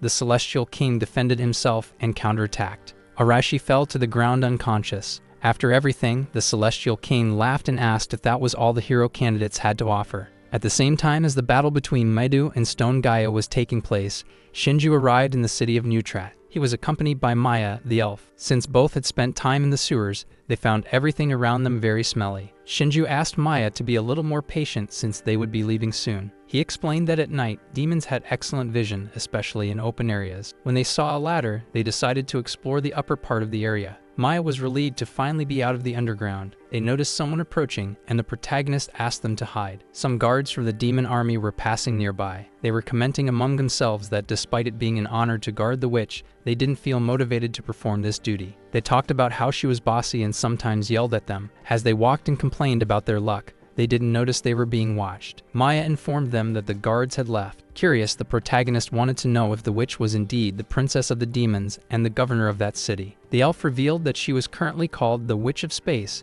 and that she was the protagonist's current target. The protagonist recalled the sage's words, who had said that this woman could grant his wish. He figured the problem would be reaching her since they couldn't just go without a plan. Shinju then suggested that they should first gather some information. He asked Maya to follow his orders and not act impulsively. From a distance, it was clear that the demons were relatively organized. Many were scattered throughout the city. Meanwhile, the two intruders observed the demons' movements. They found that, in some way, the demons led ordinary daily lives. Shinju explained that, Just like humans, demons also possessed intelligence and intellect, which made them behave similarly. However, something caught his attention, and he pointed his finger at Maya. It was a group of humans who were under the demon's command. They were being punished for failing to complete their tasks. Maya was shocked, but the protagonist told her she didn't need to be so surprised. She was astonished to learn that he was already aware of what was happening. Maya seemed to already know about it, but seeing it with her own eyes was completely difficult to accept. The protagonist looked at Maya and was suddenly startled to see another person. He hadn't expected to be discovered so quickly. The demoness asked what they were doing there since they weren't demons. The two intruders were startled upon seeing the demoness.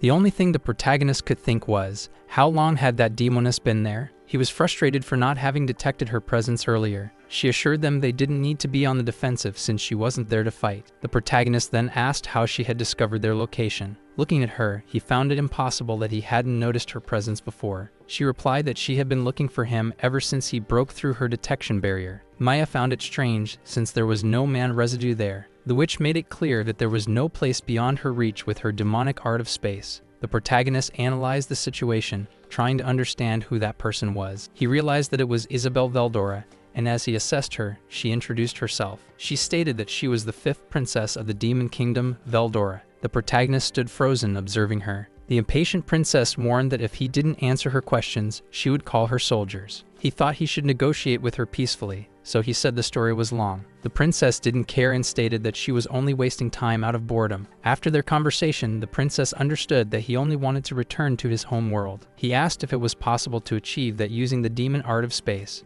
The demon princess confirmed that it was indeed possible to return to his world. The protagonist thought he was very lucky to be able to talk with the space witch. Looking at her, he felt she was different from other demons, who usually harbored deep hatred for humans. She made it clear that he could only be sent back if he knew something about the place or had the exact coordinates. The protagonist was quite disappointed upon hearing this. The princess reaffirmed that it would be impossible to send him back to his home world without the coordinates. The protagonist asked the demon princess if there was any way to obtain those coordinates. The princess explained that finding the right world among so many was truly difficult. Shinju used the eye of truth and realized that she was not lying. She also informed him that since he had arrived in that world with divine protection, it was basically impossible to return. She stated that she could not violate the divine protection he possessed. He wanted to know if that divine protection was meant to force them to exterminate the Demon King. However, the princess was not sure if that was really the case. The protagonist thought that perhaps there were shortcuts, but now he knew what he had to do. His thoughts were clear. He now needed to eliminate the Demon King. The princess asked if he had already made his decision. Shinju replied that he preferred to return home, even if he needed to rely on demon arts. The elf wanted to know why the princess had been so cooperative from the beginning. She explained that the Demon Kingdom was divided into factions,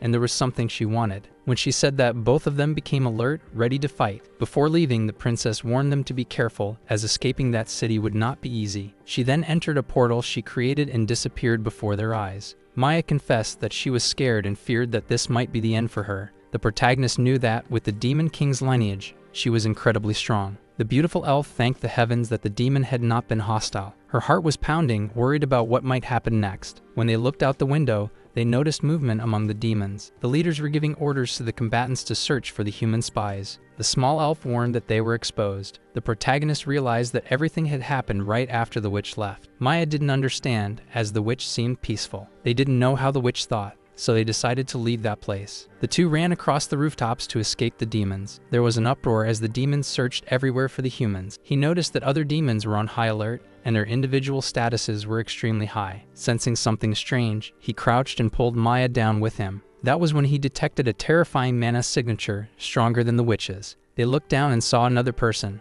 Maya, sensing that presence, realized it was Winberg. Shinju wanted to know what she was talking about. The elf, her voice completely changed, said that she had finally found that place. The protagonist asked Maya if that man was the target of her revenge. She explained that he was the Celestial King of Winds, one of the Demon King's vassals, Winberg. Using his appraisal ability, he confirmed that she was telling the truth. Winberg was extremely powerful. The protagonist asked Maya to calm down, as fighting there would be madness. Maya replied that she already knew that. Shinju commented that wind attributes were excellent for exploration and detection. He asked her to move carefully, but she seemed not to register what he was saying. Winberg was observing, trying to detect if there were any intruders among them. However, all he had was intuition. a mere hunch, unable to confirm it with certainty. He made it clear that if there were intruders there, they would crush them without hesitation. He also remarked that the humans' trump card was the hero candidates fighting on the front lines. The demons believed he should be on the front lines as well, given his immense talent. Winberg, however, preferred to leave the physical labor to other units. As he spoke, it seemed like he had sensed some kind of vibration. He was certain that the intruders were among them. The leader said that the wind currents were telling him so. He explained that they were moving carefully, but they wouldn't be able to escape the wind surge. The demons knew that with the flow of the wind,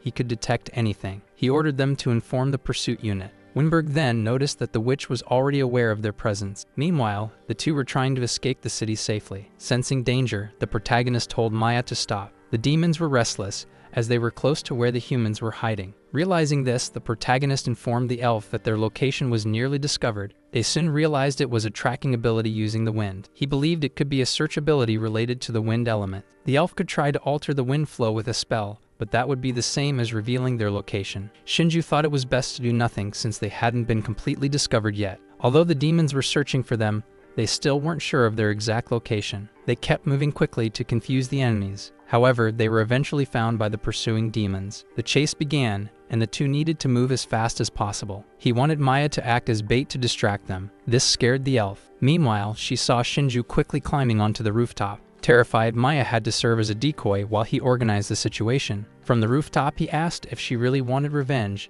telling her she wouldn't gain anything by crying. The demons noticed that the two were separating. As a result, the demons also split up to initiate a dual pursuit. Shinju stopped and used the firepower of the salamander spirit. When she stopped and made that move, most of the demons were caught off guard. Since they were divided, some couldn't understand what was happening. And as the protagonist had predicted, they scattered at the sound of the power. Meanwhile, he blended in among the demons and began eliminating them. With that army distracted, it wasn't difficult to take a few down. When one of them was killed, the noise was strange, but it was already too late. He was in the protagonist's sights. The last words of that demon were to call the protagonist a coward. Maya was handling some demons as best she could. She was using the spirit of water to buy time. This allowed her to slow down the demons' attack. Looking at them, she noticed that their numbers were gradually decreasing. She realized that something was eliminating the demons among them. When one of the demons noticed they were being eliminated, he wanted to know who was doing it, but he didn't have time to ask, and so he was eliminated as well. Shinju thanked Maya for doing a good job as bait. After that, the two continued their escape through the streets of the demon city. Since they had not yet managed to capture the intruders,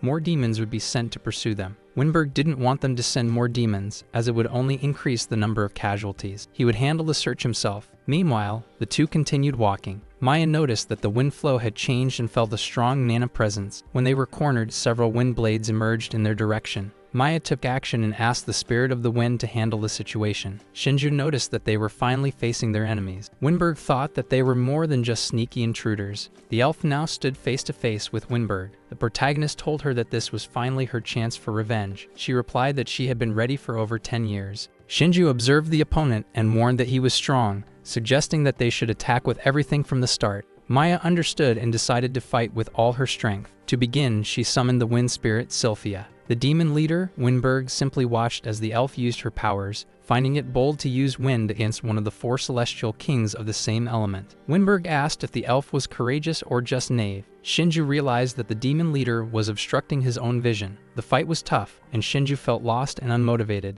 The demon questioned if Shinju really thought he could close the distance between them. He explained that with the art of wind, they would never lose track of either of them. The protagonist knew that this was a formidable opponent and that he wouldn't be able to defeat him easily. The elf told him not to worry because she would handle the demon. The small elf seemed quite confident in her own powers, which were of the same element as the demon leaders. Even so, the demon was surprised. She believed that as long as she could interrupt the mana flow with a spell, she would be able to stop him. Winberg noticed that the elf was already blocking his flow and realized that she was well acquainted with his fighting style. The demon leader understood that she had spent her entire life thinking about this moment. With that in mind, he jumped from place to place, preparing for the fight. He believed that the protagonist only wanted to get closer to try and defeat him. Meanwhile, Shinju was trying to approach the leader. Even though he was attempting to reach him, he realized it was complicated. The demon could fly in the sky, but this was nothing new to Shinju, who had already met someone like Narumi with the same ability. That was when he decided to jump as he had been instructed.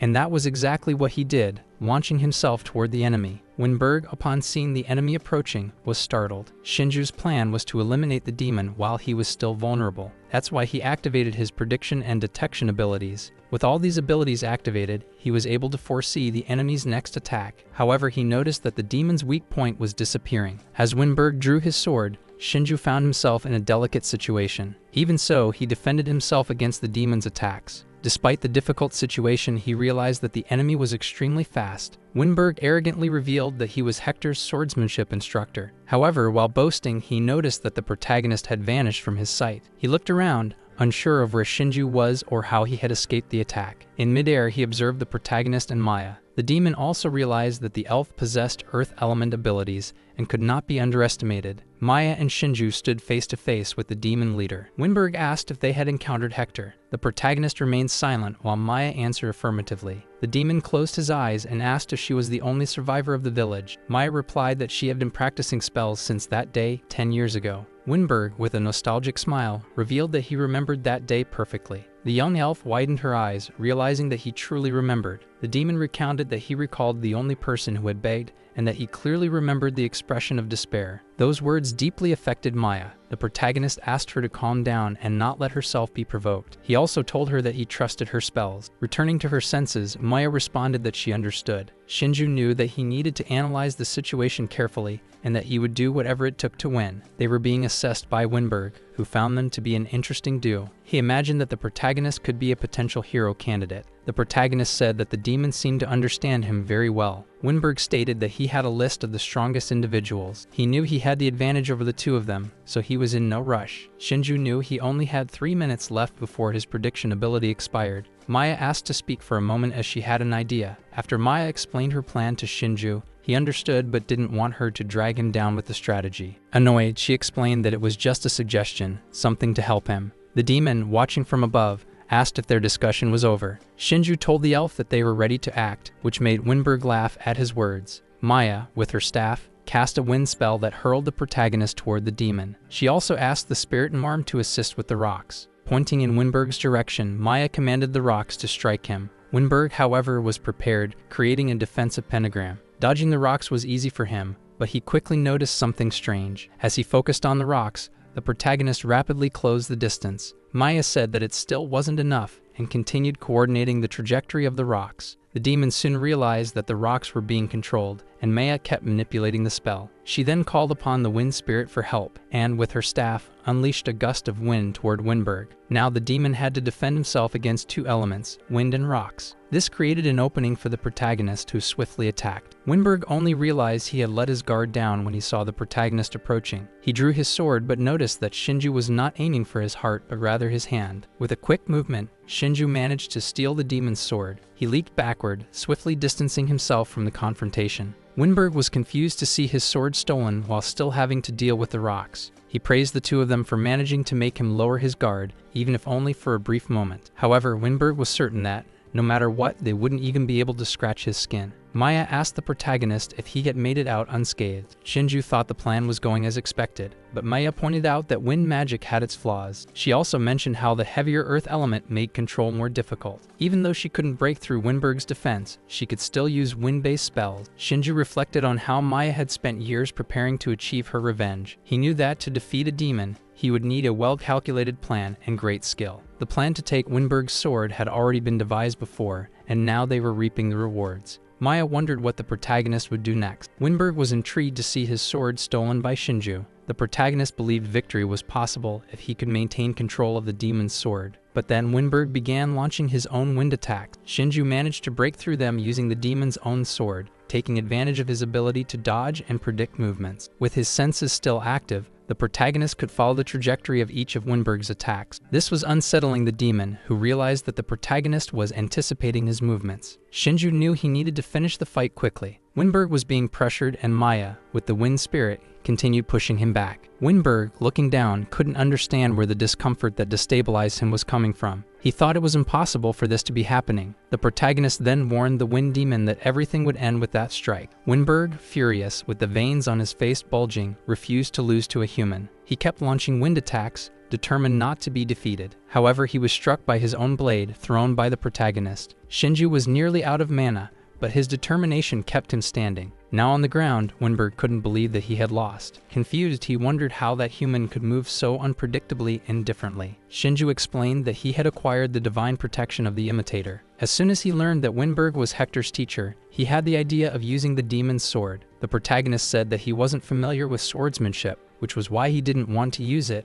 but the situation demanded it. Winberg grumbled, believing that potential heroes like the protagonist could become a great threat. Shinju then revealed that he had acquired his new ability after eliminating Hector. Winberg considered Hector's disciple too naive for allowing his enemy to become stronger. After the victory over the Wind Demon, the protagonist reflected on the immense strength of one of the 4 celestial kings. There were still 3 demons of similar power left. He also thought about the possibility of the Celestial King having children like Isabel. Looking ahead, the protagonist noticed Maya approaching. She walked slowly toward him, carrying an expression that suggested she was still deep in thought. She then asked if everything had been resolved. Shinju replied that it had, but he wanted to know how she felt after achieving what she had sought for so long, considering everything that had happened. Maya, with visible sadness, commented that despite everything, something still felt unchanged. She felt that she had finally freed herself from a burden of the past. The protagonist thanked Maya, saying that without her interference with the wind, he wouldn't have been able to win the battle. Maya, in turn, admitted that she had dedicated 10 years to preparing for that moment, yet she still couldn't act alone. His help had been crucial in making her revenge a reality. Shinju humbly explained that what had happened was merely a coincidence, something that shouldn't be exaggerated. He felt satisfied with his decision to follow the path alongside her. Understanding the situation, Maya mentioned that she knew her master had already foreseen that she would need help and that his collaboration had been important. The hero candidate asked Maya what she planned to do next. She replied that she hadn't thought about the next step yet and felt a little lost. Shinju suggested that she find her purpose gradually, reminding her that elves lived much longer and would have more opportunities to learn and discover what they desired. With a touch of humanity that set her apart, Maya said that for now, she planned to continue the journey alongside him. The protagonist looked at her and asked if she was sure about that choice, considering that she already knew her goal. Understanding the situation, Maya confirmed that she wanted to collaborate with him. Even if he didn't ask for or want her help, she was determined to follow him. He suggested they hurry, knowing that reinforcements would be arriving soon. Maya, with a shy smile, began following him, and the two moved away from the place where they had defeated the Wind Demon. Meanwhile, the Demon Princess observed from a distance. She knew that the Wind Demon had been defeated and thought that the protagonist and Maya could be useful for her own plans. With the obstacle eliminated, she could finally prepare for the transition that was underway. After some time, the hero candidate and Maya returned to Albana. Upon their arrival, Maya was warmly welcomed by her master, the sage, who was surprised at how quickly they had returned. She wanted to know what had happened, but the sage already knew everything. Therefore, she gave Maya permission to continue her journey alongside the human. She also made it clear that Maya could make any other decision she desired. The sage asked the protagonist if he was aware of the latest information about Frontline. Shinju, curious, wanted to know what was happening. The sage explained that the other hero candidates, the protagonist's friends, had been defeated. He was surprised to hear that Medu had lost and wanted to know who was responsible for the defeat. The sage informed him that the opponent was the celestial king of Earth, Stone Gaia. Maya believed that he was just as powerful as the wind demon, Winberg. Shinju asked if the other hero candidates were still alive. The sage confirmed that they were, but their morale was very low after the defeat. She explained that they were in a mentally fragile state but were still alive. Shinju then decided to observe the situation for a while, knowing that his goal was still to eliminate the Demon King. Maya asked if the other hero candidates were as strong as the protagonist. He regretted that they had not been able to unleash their full potential and had not found the strength necessary to win. During the night at the fort where the other hero candidates were, everyone was treating their wounds. The hero candidate with healing powers was tending to Midu's wounds, but he asked her not to worry about him and to take care of the others instead. She insisted that he let her do her job since healing was the only thing she knew how to do. As he was being healed, Midu thought about how he had been saved and how he had managed to retreat safely thanks to Henrik's help. He knew that everyone was deeply wounded, not just physically but emotionally as well. Reina remained silent, isolated in a corner, and Arashi appeared visibly saddened. While receiving treatment, Midu blamed himself, believing that if he had managed to defeat the enemy, everyone would be fine now. Stone Gaia remained in one of the towers of Fort Alice, immersed in meditation. From a distance, the protagonist observed his next target. Maya found it interesting how he could identify enemies even from afar. He explained that this was possible thanks to the enhancement of his appraisal ability. The elf commented that, as always, his abilities seemed extremely convenient. With her own appraisal, she realized that Stone Gaia was an older demon compared to the others. His element was earth. She was surprised to discover that his defense was extremely strong. He could have complex information as he had increased the level of his power, giving him a great advantage. Additionally, he had also refined his detection of weak points. However, when trying to detect those weak points, Maya noticed that he was still too strong to have any significant vulnerabilities. The protagonist thought that if that demon had a weak point, it would be much easier to face him. What he knew about this demon was that he specialized in using demonic arts based on the earth attribute. Maya found that unsurprising, as it was expected for the celestial king of earth. However, water seemed to be his weakness. The protagonist wanted to know if there was any elemental compatibility involved. He explained that earth-based demonic arts were vast and Stone Gaia could be using several of them. Shinju thought that a visit to the celestial king might be a good idea. Meanwhile, Mudu continued his recovery, though he kept thinking that if the protagonist had been in his place, things would have turned out differently. But he soon regretted those thoughts and reflected that he should handle everything on his own. The other hero candidates approached him, offering their support. Rina told him that he didn't have to carry everything on his shoulders all the time. Mudu was surprised to hear that. Narumi reassured him, saying he didn't need to be depressed because this wasn't the end of the game. Hashimoto emphasized that he wasn't fighting alone. Mudu, with some hesitation, asked if they all still trusted him. Rina was offended by the question, considering him naive for even asking. Narumi told him that he should trust everyone, just as they trusted him. Medu, with a thoughtful expression, simply watched as she walked away. He apologized, stating that he wasn't thinking about that at the moment. Narumi also mentioned that everyone was getting stronger. Meanwhile, Arashi was looking for Midu. When he found him, he brought the other hero candidates and told Midu to change his attitude, because they were not losers and were determined to defeat the stone demon. Midu was surprised by Arashi Shunsuke's support. Arashi also stated that if necessary, everyone would help crush the stone demon. Arashi's attitude caught everyone by surprise, but it also gave Midu a lot of confidence. Arashi was pleased to see a new expression of confidence appearing on their leader's face. Kanzaki, who was watching the scene from a distance, was happy to see that everyone had finally decided to work together. She was observing her comrades when she heard a voice. It was the protagonist asking her to make less noise because he didn't want to be noticed. She placed her hand over her mouth to keep quiet but was satisfied with the situation. He already knew that they had lost to the celestial king of earth. The protagonist wanted to know what kind of demonic art Stone Gaia was using. Willing to help, the young woman told him everything she knew about the battle. After listening carefully, Shinju understood that the celestial king could both create and control bombs. She was certain that Stone Gaia's demonic arts focused primarily on that aspect. The protagonist believed that everything was happening as expected, just as Maya had predicted. Curious, Kanzaki wanted to know who he was referring to. He changed the subject, thanking the young woman for the information. She then asked if he wasn't going to help everyone. Shinju replied that he was about to, but he noticed that they had already sorted things out. He also commented that he would move like her shadow, as usual. At Fort Alice, all the demons were on patrol, organized in pairs to cover a larger area. Meanwhile, the hero candidates were preparing to attack again. They placed so much hope in Yumi, seeing her as the key to success, almost as if she were an army of 100 people. Nages, in turn, was also pleased to have her friend among them. Kinoshita Yumi, who had been on the support team for a while, was now returning to the main base. Curious, Nages wondered if there was a specific reason for Yumi joining the front lines. Kinoshita Yumi, knowing that everyone was struggling, thought she was just making up an excuse to justify herself. In reality, 5 days earlier, she had been caught off guard. Tired of being treated like a servant, she had taken refuge in her room. That was when Shinju, after so long, appeared and commented on how much time had passed since they last saw each other. Distracted, Yumi agreed but quickly realized that her classmate was there. Surprised, she questioned how he had gotten into her room. She then asked if he was really her classmate. Interested, Shinju wanted to know if she was finally feeling better. Yumi, however, wanted to understand how he had entered her room. Shinju explained that he was there to give her some encouragement, and that for that, he needed her abilities. He added that she didn't need to worry because she possessed the necessary skills for combat. Hearing that she should join the team and help the leader,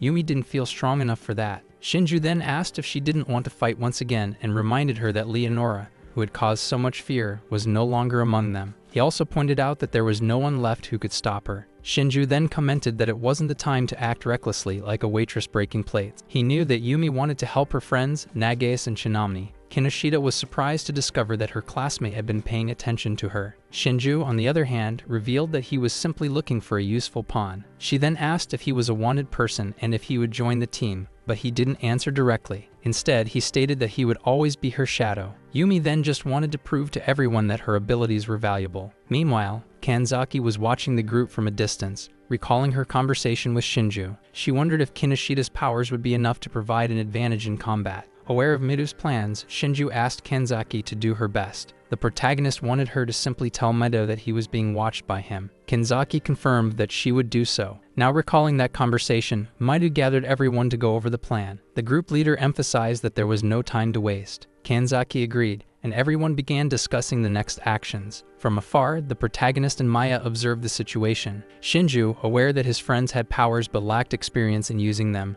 trusted that their growth was only a matter of time. Shinju's plan was to help them as little as possible, providing only occasional hints so that during the battle, they would learn to act on their own. He knew that his friends had powers but were still inexperienced in using them. The plan was to assist them minimally, even by offering only a few tips. Shinju wanted everyone to be able to make their own decisions during the battle. From atop the fortress walls, the demons in Fort Alice couldn't understand why the humans still insisted on fighting. Meanwhile, the human troops prepared to attack again. Captain Amelia announced that it was the right time. She instructed everyone to charge forward with full force to secure victory. The demons believed that the humans had learned nothing from the last time. Following Captain Amelia's orders, all hero candidates were to clear the path. At the same time, the demon soldiers had a mission to eliminate all invaders. The battlefield had now become a chaotic scene, with hero candidates and demons clashing. Mido, looking up at the tower, knew that was where the Earth Demon was waiting. Indeed, Stone Gaia was awaiting the arrival of the hero candidates. As the battle unfolded around Mido, he remained fixed, staring at the tower. Stone Gaia simply waited for the candidates to reach him.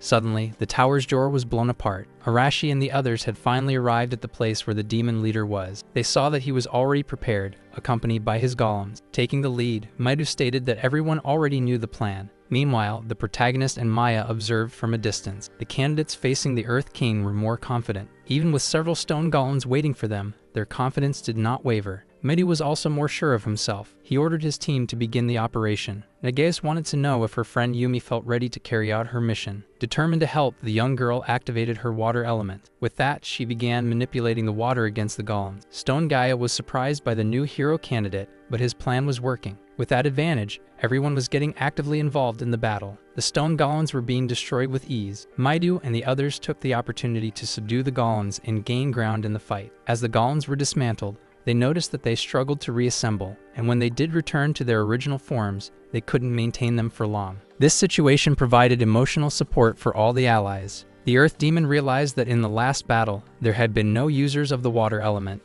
Now this was a situation he needed to deal with. Shinju was very pleased with Maya's insight and anticipated what would happen. She had said that once the joints were wet, the golems would become harder to control. Mido then encouraged everyone to keep fighting the golems since, once wet, they would take longer to recover. Yumi was determined to do her best to help. She created a massive wave of water, enough to hit all the golems. The expectations of her fellow hero candidates grew, making them more confident in facing the golems. The Earth Demon realized that the combatants were planning to destroy his stone army first. Knowing that his enemies now had an excellent strategist, Stone Gaia understood that he needed to act differently. He placed his shield on the ground and activated additional pentagrams, planning something more powerful. He thought that the golems were merely disposable minions and was now determined to show the combatants the true power of the earth element. Moving like a dancer toward his enemies, he launched a barrage of rocks. At first, the rocks were stopped by telekinetic power, preventing them from hitting the candidates. However, this maneuver also failed and Stone Gaia noticed that his control was being negated. Kanzaki seized the opening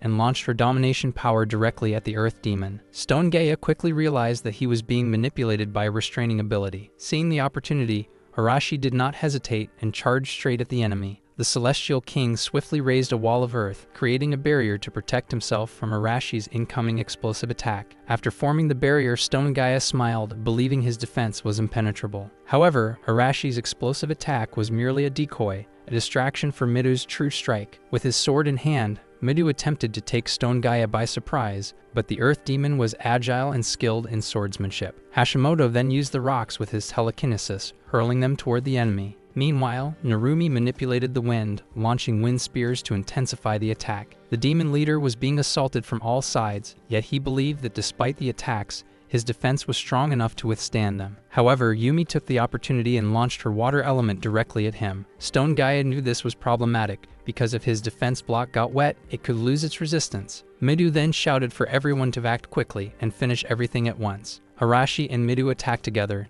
increasing the power of their strikes. For the first time, Stone Gaia seemed to feel a direct hit. Although he was still able to resist, he knew he couldn't let his defense be broken at any cost. Stone Gaia was now taking a big risk, trading his defense for an offensive strategy. When the demon decided to change his fighting style, he exposed a weak point, giving Shinju the chance to attack. Our video ends here. If you enjoyed it, please like and subscribe to the channel. Until next time, bye bye.